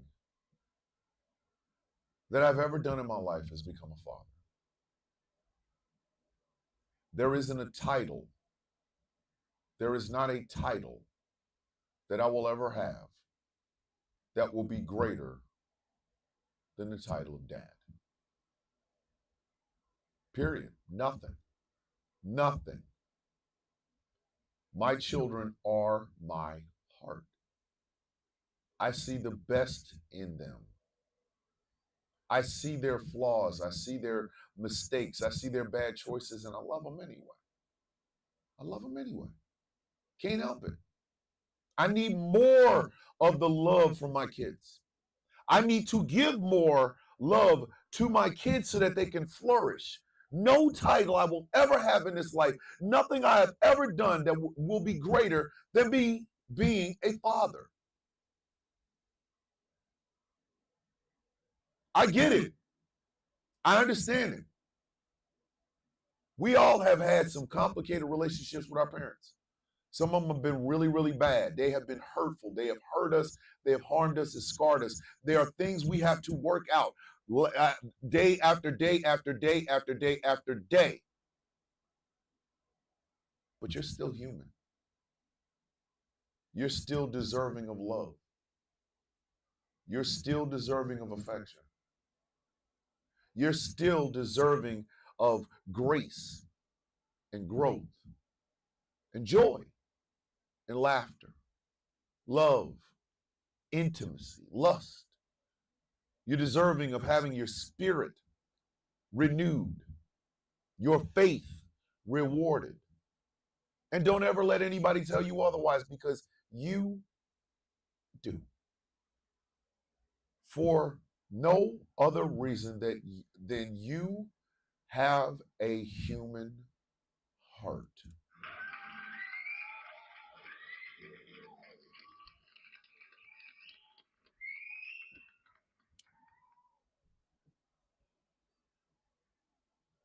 So why deny yourself this? Why deny yourself? Y'all know every day I come in and I say love on y'all, right? I tell y'all that every morning. Love on you. We begin the show with loving on you. We end the show with loving on you. You know why I do that? As a reminder. As a reminder to continue to do it. Yes, ladies and gentlemen, I'm probably going to make a bunch of angry videos today. I'm going to probably make a whole lot of angry videos today. Maybe. Depending. I don't know. But do you know the one thing that is not going to change and is going to stay present no matter what happens here? I still love. I love. I love. I love. Do I gotta say it again? Do I gotta say it again?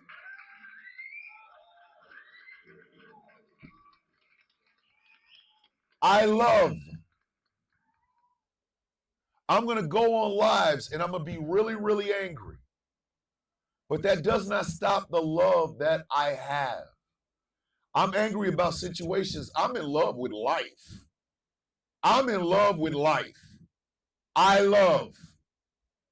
My voice is going to get real high and real strong in anger, but God damn it, I love life. I'm in love with life.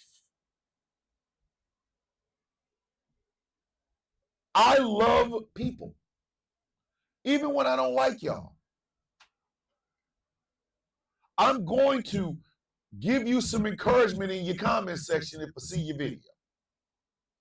You can take it as flirting if you want to. That's perfectly fine. Human hearts flirt. Nothing wrong with that. I'm going to give you some words of encouragement. I'm going to laugh at something you did. I'm going to laugh at a video you posted. Because I love. I was formed in love. I am made in love. I come from love. Why would I deny that? Why do you deny that?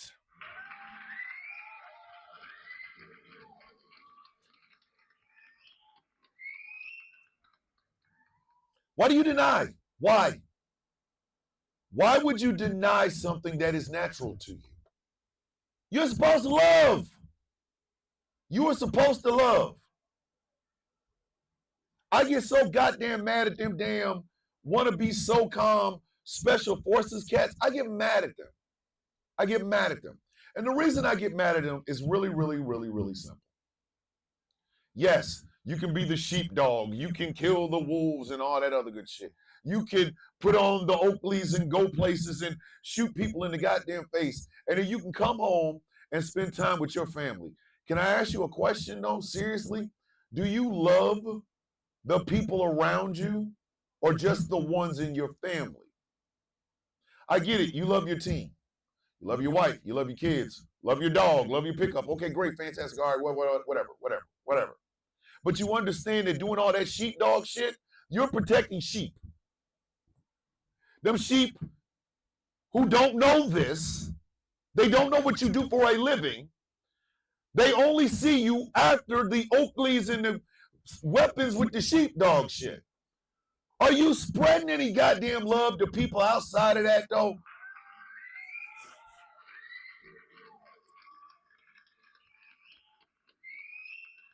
Is all that shit for show? Is that what that is?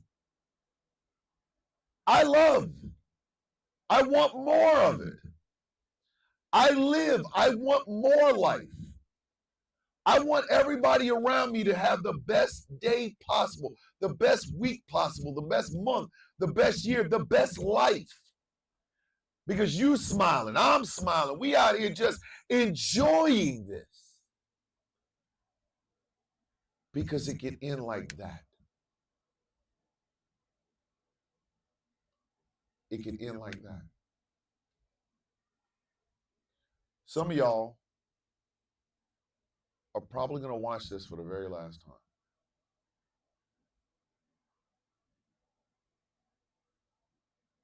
Some of y'all are going to watch this show for the very last time today. Some of y'all are going to listen to this show for the very last time today.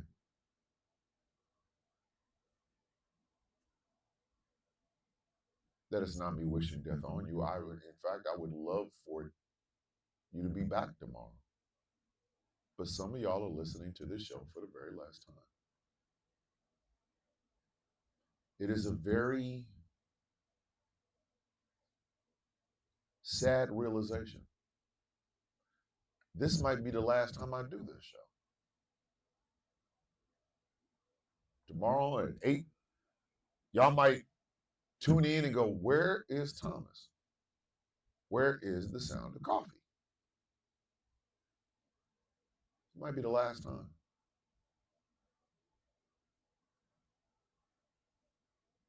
So in the moments that I have you here, in the time that you are here with me,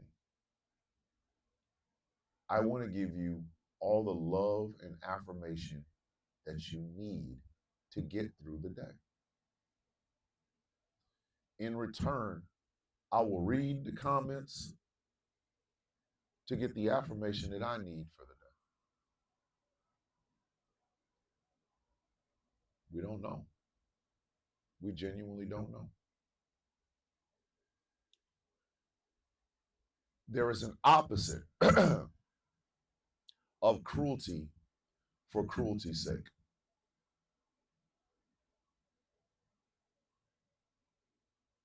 There is an opposite of cruelty for cruelty's sake. You ready?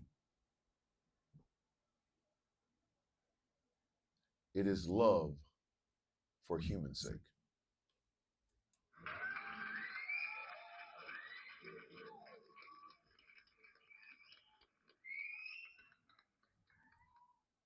Love for human sake. The ICE raids are cruelty for cruelty's sake. Cutting Medicaid, Medicare, food stamps, WIC, and TANF are cruelty for cruelty's sake. Dismantling and trying to get rid of the Department of Education is cruelty for cruelty's sake. The opposite of all of that is love for human's sake. If I'm eating, I want you to eat. If I'm eating, I want you to eat. I don't care what you eat. I don't care what you eat. I just want to know that when I sit down with my plate, you sit down with yours. That is love for human's sake. So anything that will make goddamn sure that you eat and that your children eat, I'm all for that. Because it is love for human sake. A humane way to make people citizens of the United States. There is a way to do it. There always has been. We've always been too cheap to do it, but we want instant gratification like it's a goddamn microwave pie. Doesn't work that way. There are ways to do this that does not require cruelty for cruelty's sake. This person is coming here. They want to work.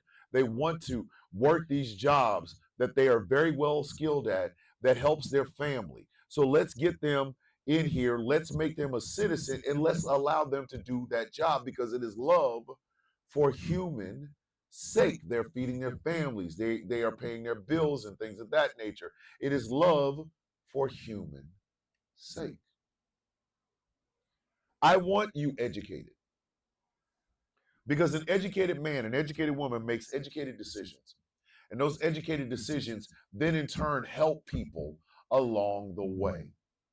That one educated decision that you made, that you learned from having really good education, could change the lives of millions of people. Love for human sake.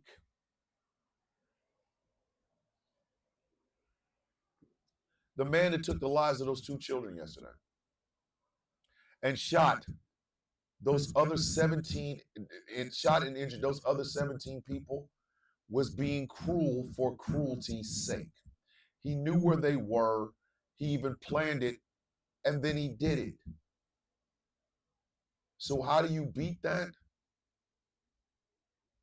You can take defense, which is fine. You're going to have to do that anyway. But it's time to tell those kids, you guys are special. We love you. We love you. And we will do everything we can to protect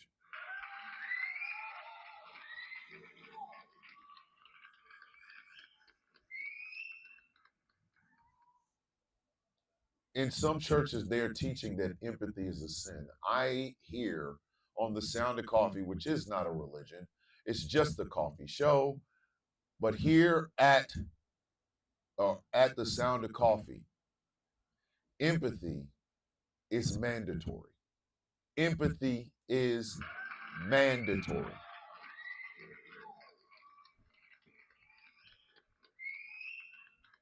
We have moderators in here that will kick your dumb ass out if you come here on some cruelty shit. You got to get your ass out of here. Empathy is mandatory. When you come to either watch this show or comment in the comment section, we are empathetic to everybody here. That is mandatory. You're not coming in here to insult somebody. You're not coming in here to degrade somebody. I will not allow that in here, and neither will the mods. This is a welcoming space, not a safe. It's a welcoming space. Because around here, we practice empathy. It is a mandatory thing to even be able to stay in here and watch the goddamn show. And this doesn't just come from me as the host. My moderators will not allow you to come in and be cruel to anybody in here. They will kick your ass up out of this place. The end. Ejectocito, cuz.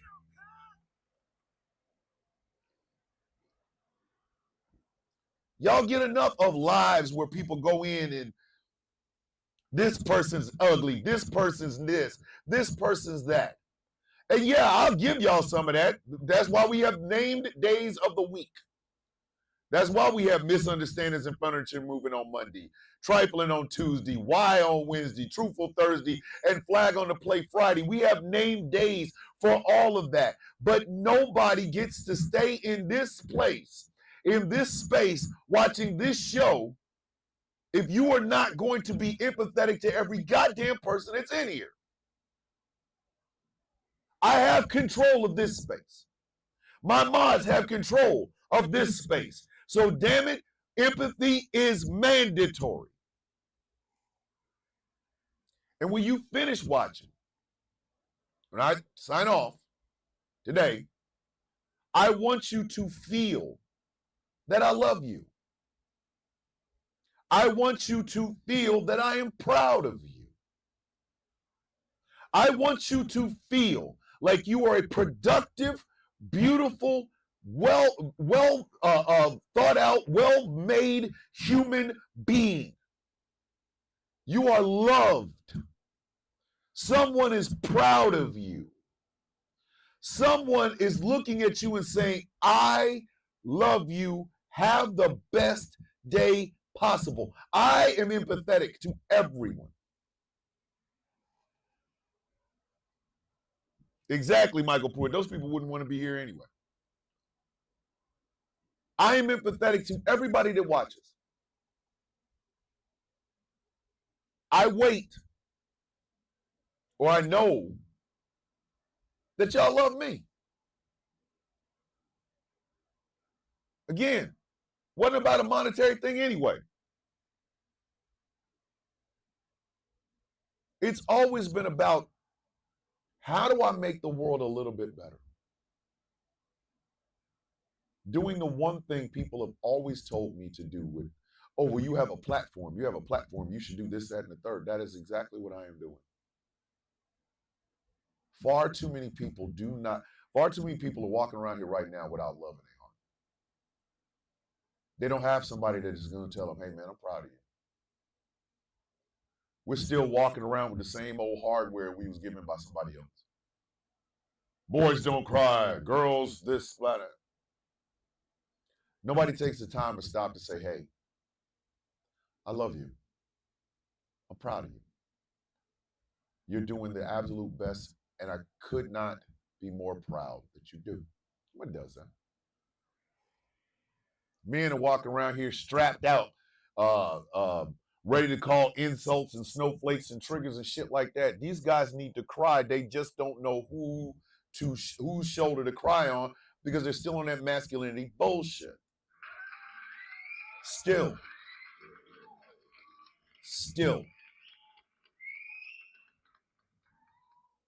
They're more worried about trans athletes and trans this and trans that.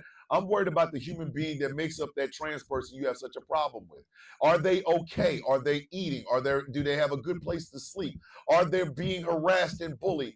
Do people love them? Do they know somebody loves them in this world? I don't ask for sex. I don't ask for money. I just want to make sure that your ass is okay. I just want to make sure that you get a chance to go through today without feeling like nobody cares about you, because somebody does.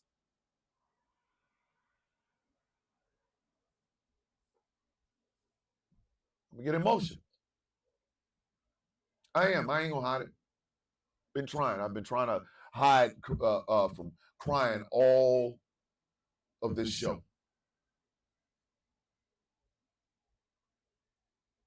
That boy that shot that school up in Minnesota yesterday had a mom and a dad. And they even talked about it. The mom or the dad just put his hand in his face. I mean, held his head with his hands, and the wife was just holding her finger, and they just couldn't believe it. Why? Why couldn't you believe it? You knew what you were telling your son. You knew it. You understood it. How many times did you give him the speech about defending and Second Amendment before you gave him the speech about I love you? Please be the best version of yourself. Did you accept the fact that he was trans or she was trans? Did you accept that? Did you accept that they wanted to live their life to their fullest potential as they saw themselves? Did you accept that, or did you shit on it? How many times did you throw out a Bible verse rather than throwing out, hey, how was school today? Did you have a good day? Are you eating? How many times did you take the shortcut instead of just saying out loud, I love you? Letting that child know that they were loved and accepted, not tolerated. I hate that T word. The T word, tolerated, is disgusting. You tolerate chemotherapy. You tolerate chemotherapy. You don't accept it. How many times when this child came to you with these feelings, Did you tell him it's against God, this, that, and the third? The same God you swear is about love is also somehow about hate this, hate that, hate this, hate that. Which God did you give him? Did you give him the Jesus that fed the multitudes with some fish and some bread? Or did you give him warrior Kenny Loggins Jesus? Which Jesus did you give him? The Prince of Peace or the Master of War? Which one did you give him? Did you ever spend time with them, speaking to them about living and loving, about falling in love, about finding somebody who genuinely will love them for who they are? Did you worry about that? It's too late now. Now it's head in hands. Now it's covering the mouth like, I can't believe. Yes, you can, because you did not take the steps to assure that this person would not take lives.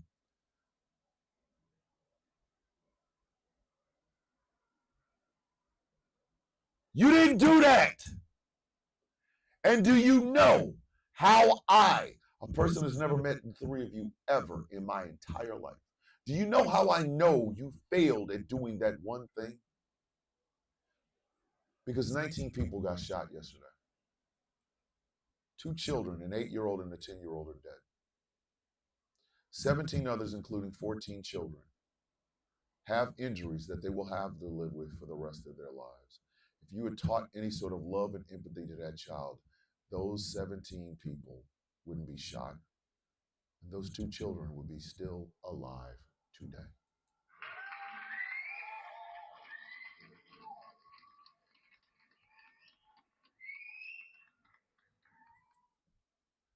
I don't even have to meet you, and I already know. I never had to meet you people to know you failed. You failed. The results are what happened in Minnesota yesterday. What's going on, Shannon? Now imagine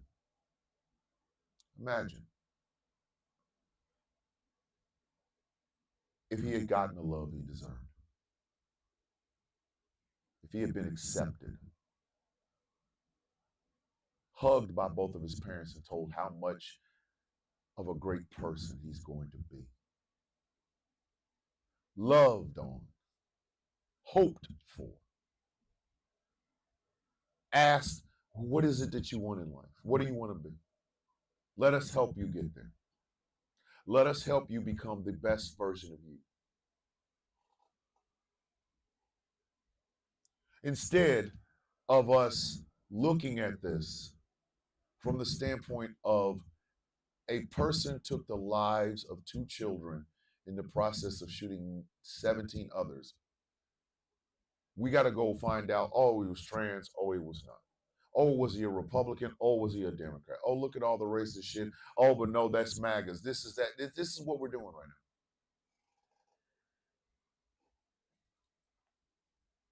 now. And in the process, all of us are scared. All of us are afraid. Myself included. Like I said, I have been holding back tears. So if I cry in the last few minutes of this show, damn it, I'm just going to cry. I'm a grown man. I can get away with it.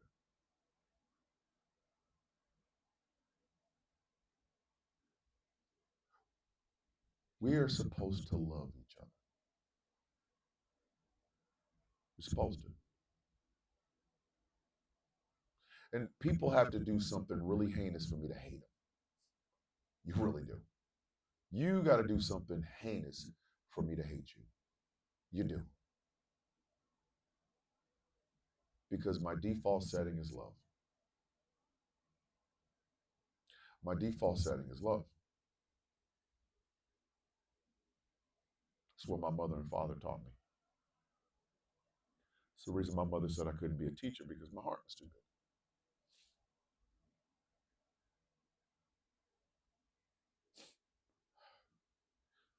I'm supposed to love on y'all. Morning, baby. I'm supposed to love on you.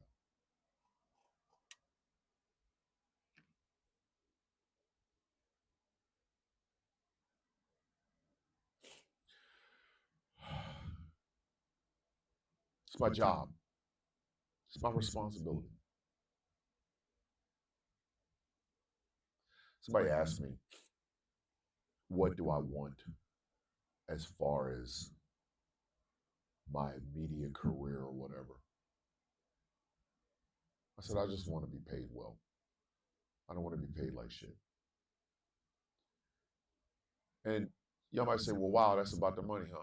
No. You see, I have a home. I have a house. Something my dad could never do. He'd get a house, nice big ass house in a nice neighborhood, but he could never keep it. Too much hustle, man. Too much hustle, man. So he would lose it and would go someplace else and what have you. I have a home. I want to pay this house off so that my kids and grandkids will always have a place to come. So that my daughter will always have a place where she feels like she's at home. So that one day when I'm no longer here,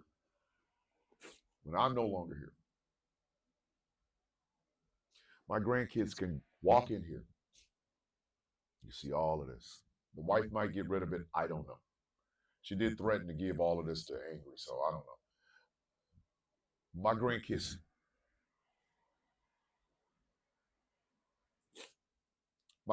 can get up there and they can read any comic book that Baba collected.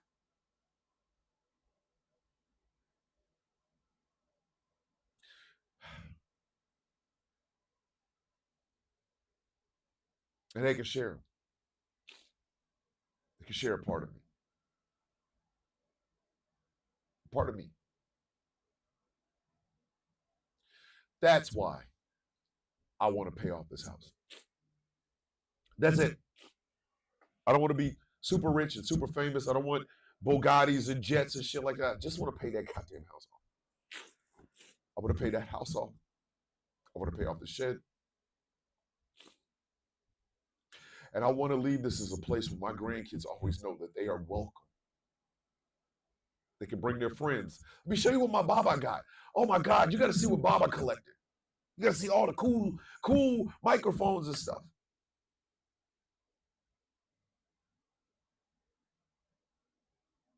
I want somebody else to be hosting the Sound of Coffee. If I'm not here. And I want them to do it with the same amount of love and care that I do. You change the format, I don't care.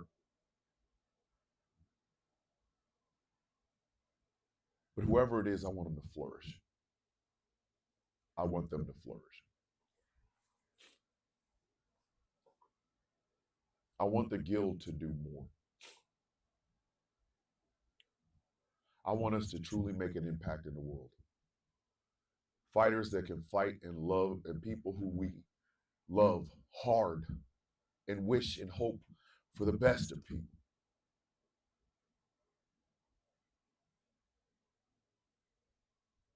In other words, I want to leave this world better than I found it.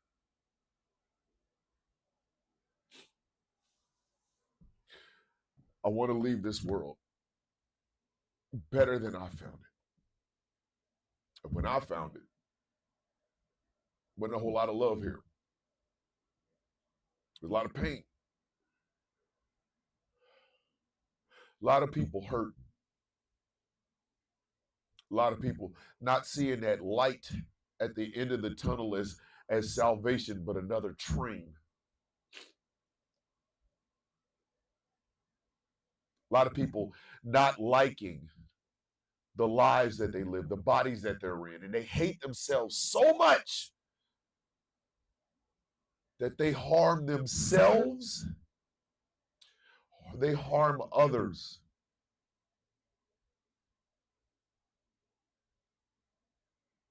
So yeah, pay me well. Want to be my manager? Manager. Pay me well. so that I can pay that house off, pay off this shit. And then when I know I can no longer do this, when I know I can no longer do this for whatever reason, I want to say, hey, you, come here. I want you to fill in for me this morning. What do you mean? Fill in for me. You're going to host the Sound of Coffee. We'll see how it works. And I'll sit and watch. Okay, that was good. That was good. That was good. Thank you. I appreciate that. I had some shit I had to go do. Come in 2 weeks later. Hey. I want you to host the show for me. Again, I got something I got to do. Eventually, I want to be able to say, congratulations, ladies and gentlemen. This is the new host of the Sound of Coffee. I want to hang this microphone up. I want to go and be with the ancients. And I want this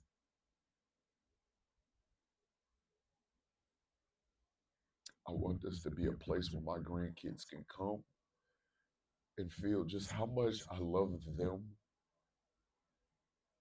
and how much I know they love me.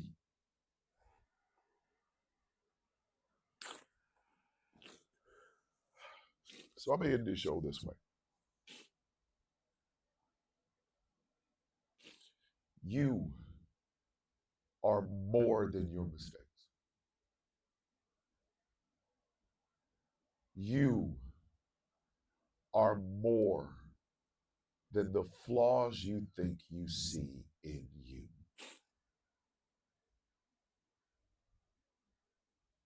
You, if you want to be greater, you can. There is nothing stopping you.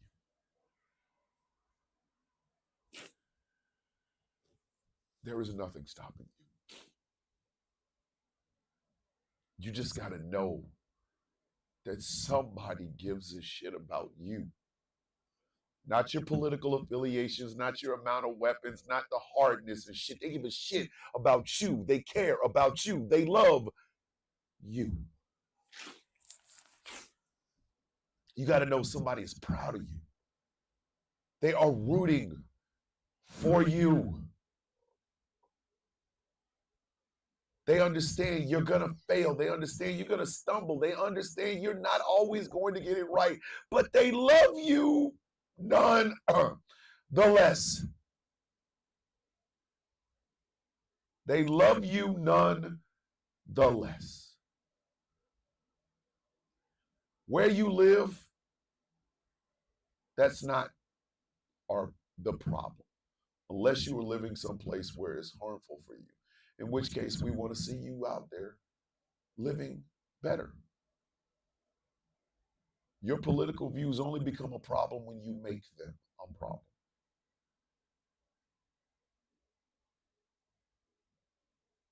But you're a human being. And as long as you see the human before you see anything else, as long as you hope for the best for people,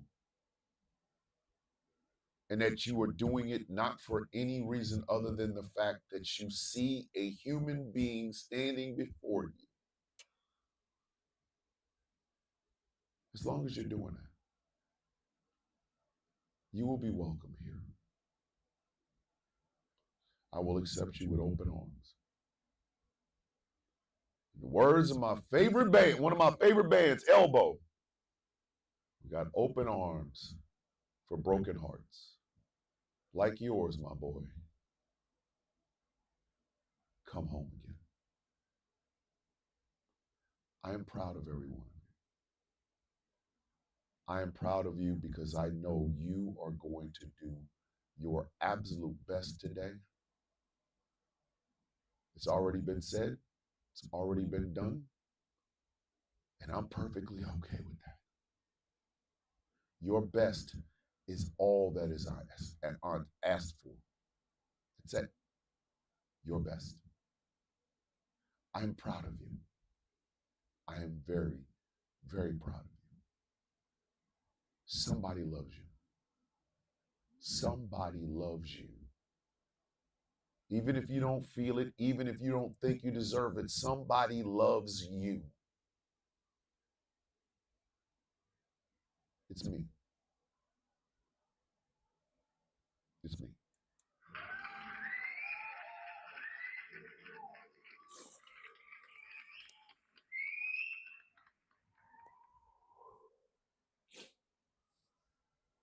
As always, if you like what I'm doing here, patreon.com/Thomas the Villain Bishop. Show is brought to you by Smooth California. Go to smoothca.online. Make sure you type in the villain 25 for 25% off of your purchase. The show is brought to you in part by Melanated Excellence, a celebration of the Melanation. melexcellence.com. The show is brought to you in part by Something Black Made. Go to somethingBlackMade.com and check them out. Finally, the show is brought to you in part by W Energy. W.GG. Type in Thomas Bishop for 10% off of your purchase. The Sound of Coffee shop is open, it's running, and it's piping hot. Go to the Sound of Coffee, all one word, shop.fourthwall.com. And it's, what is it that we say every day, kids?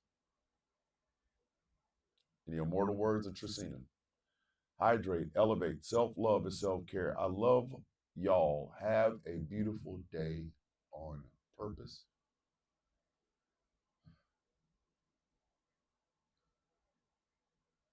We're not alone, kids. We're not. You are not in this by yourself. Look to your left, look to your right, and look behind you. You got people there. We're running that race together. When you falter a little bit, you lean on my shoulder. I'll run for a little bit. Because we're not alone. I see the human beings that you are. I see everything you want to be. And I am so very proud of you for it. I am so very proud of you. So very proud. Don't ever think you're in this alone. My hand's right there. The coffee means got you. We got you. So what is it we say every day, kids? May your day be as sweet as the coffee in your cup. Tomorrow,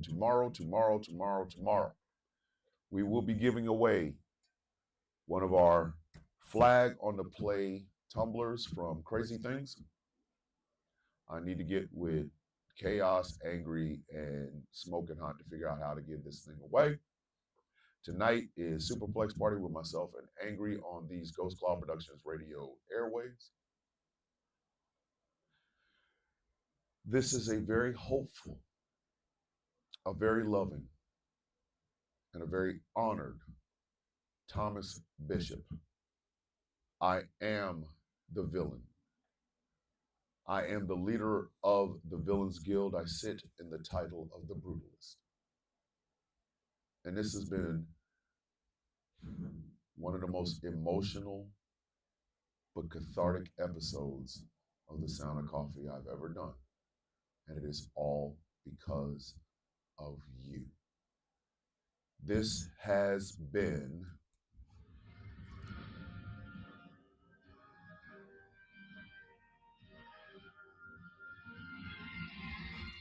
The Sound of Coffee on Ghost Claw Productions Radio, GCPR, where every voice matters. Ladies and gentlemen, thank you for being you, for watching and listening. We will see you all tomorrow. A flag on the play Friday. You are worth it.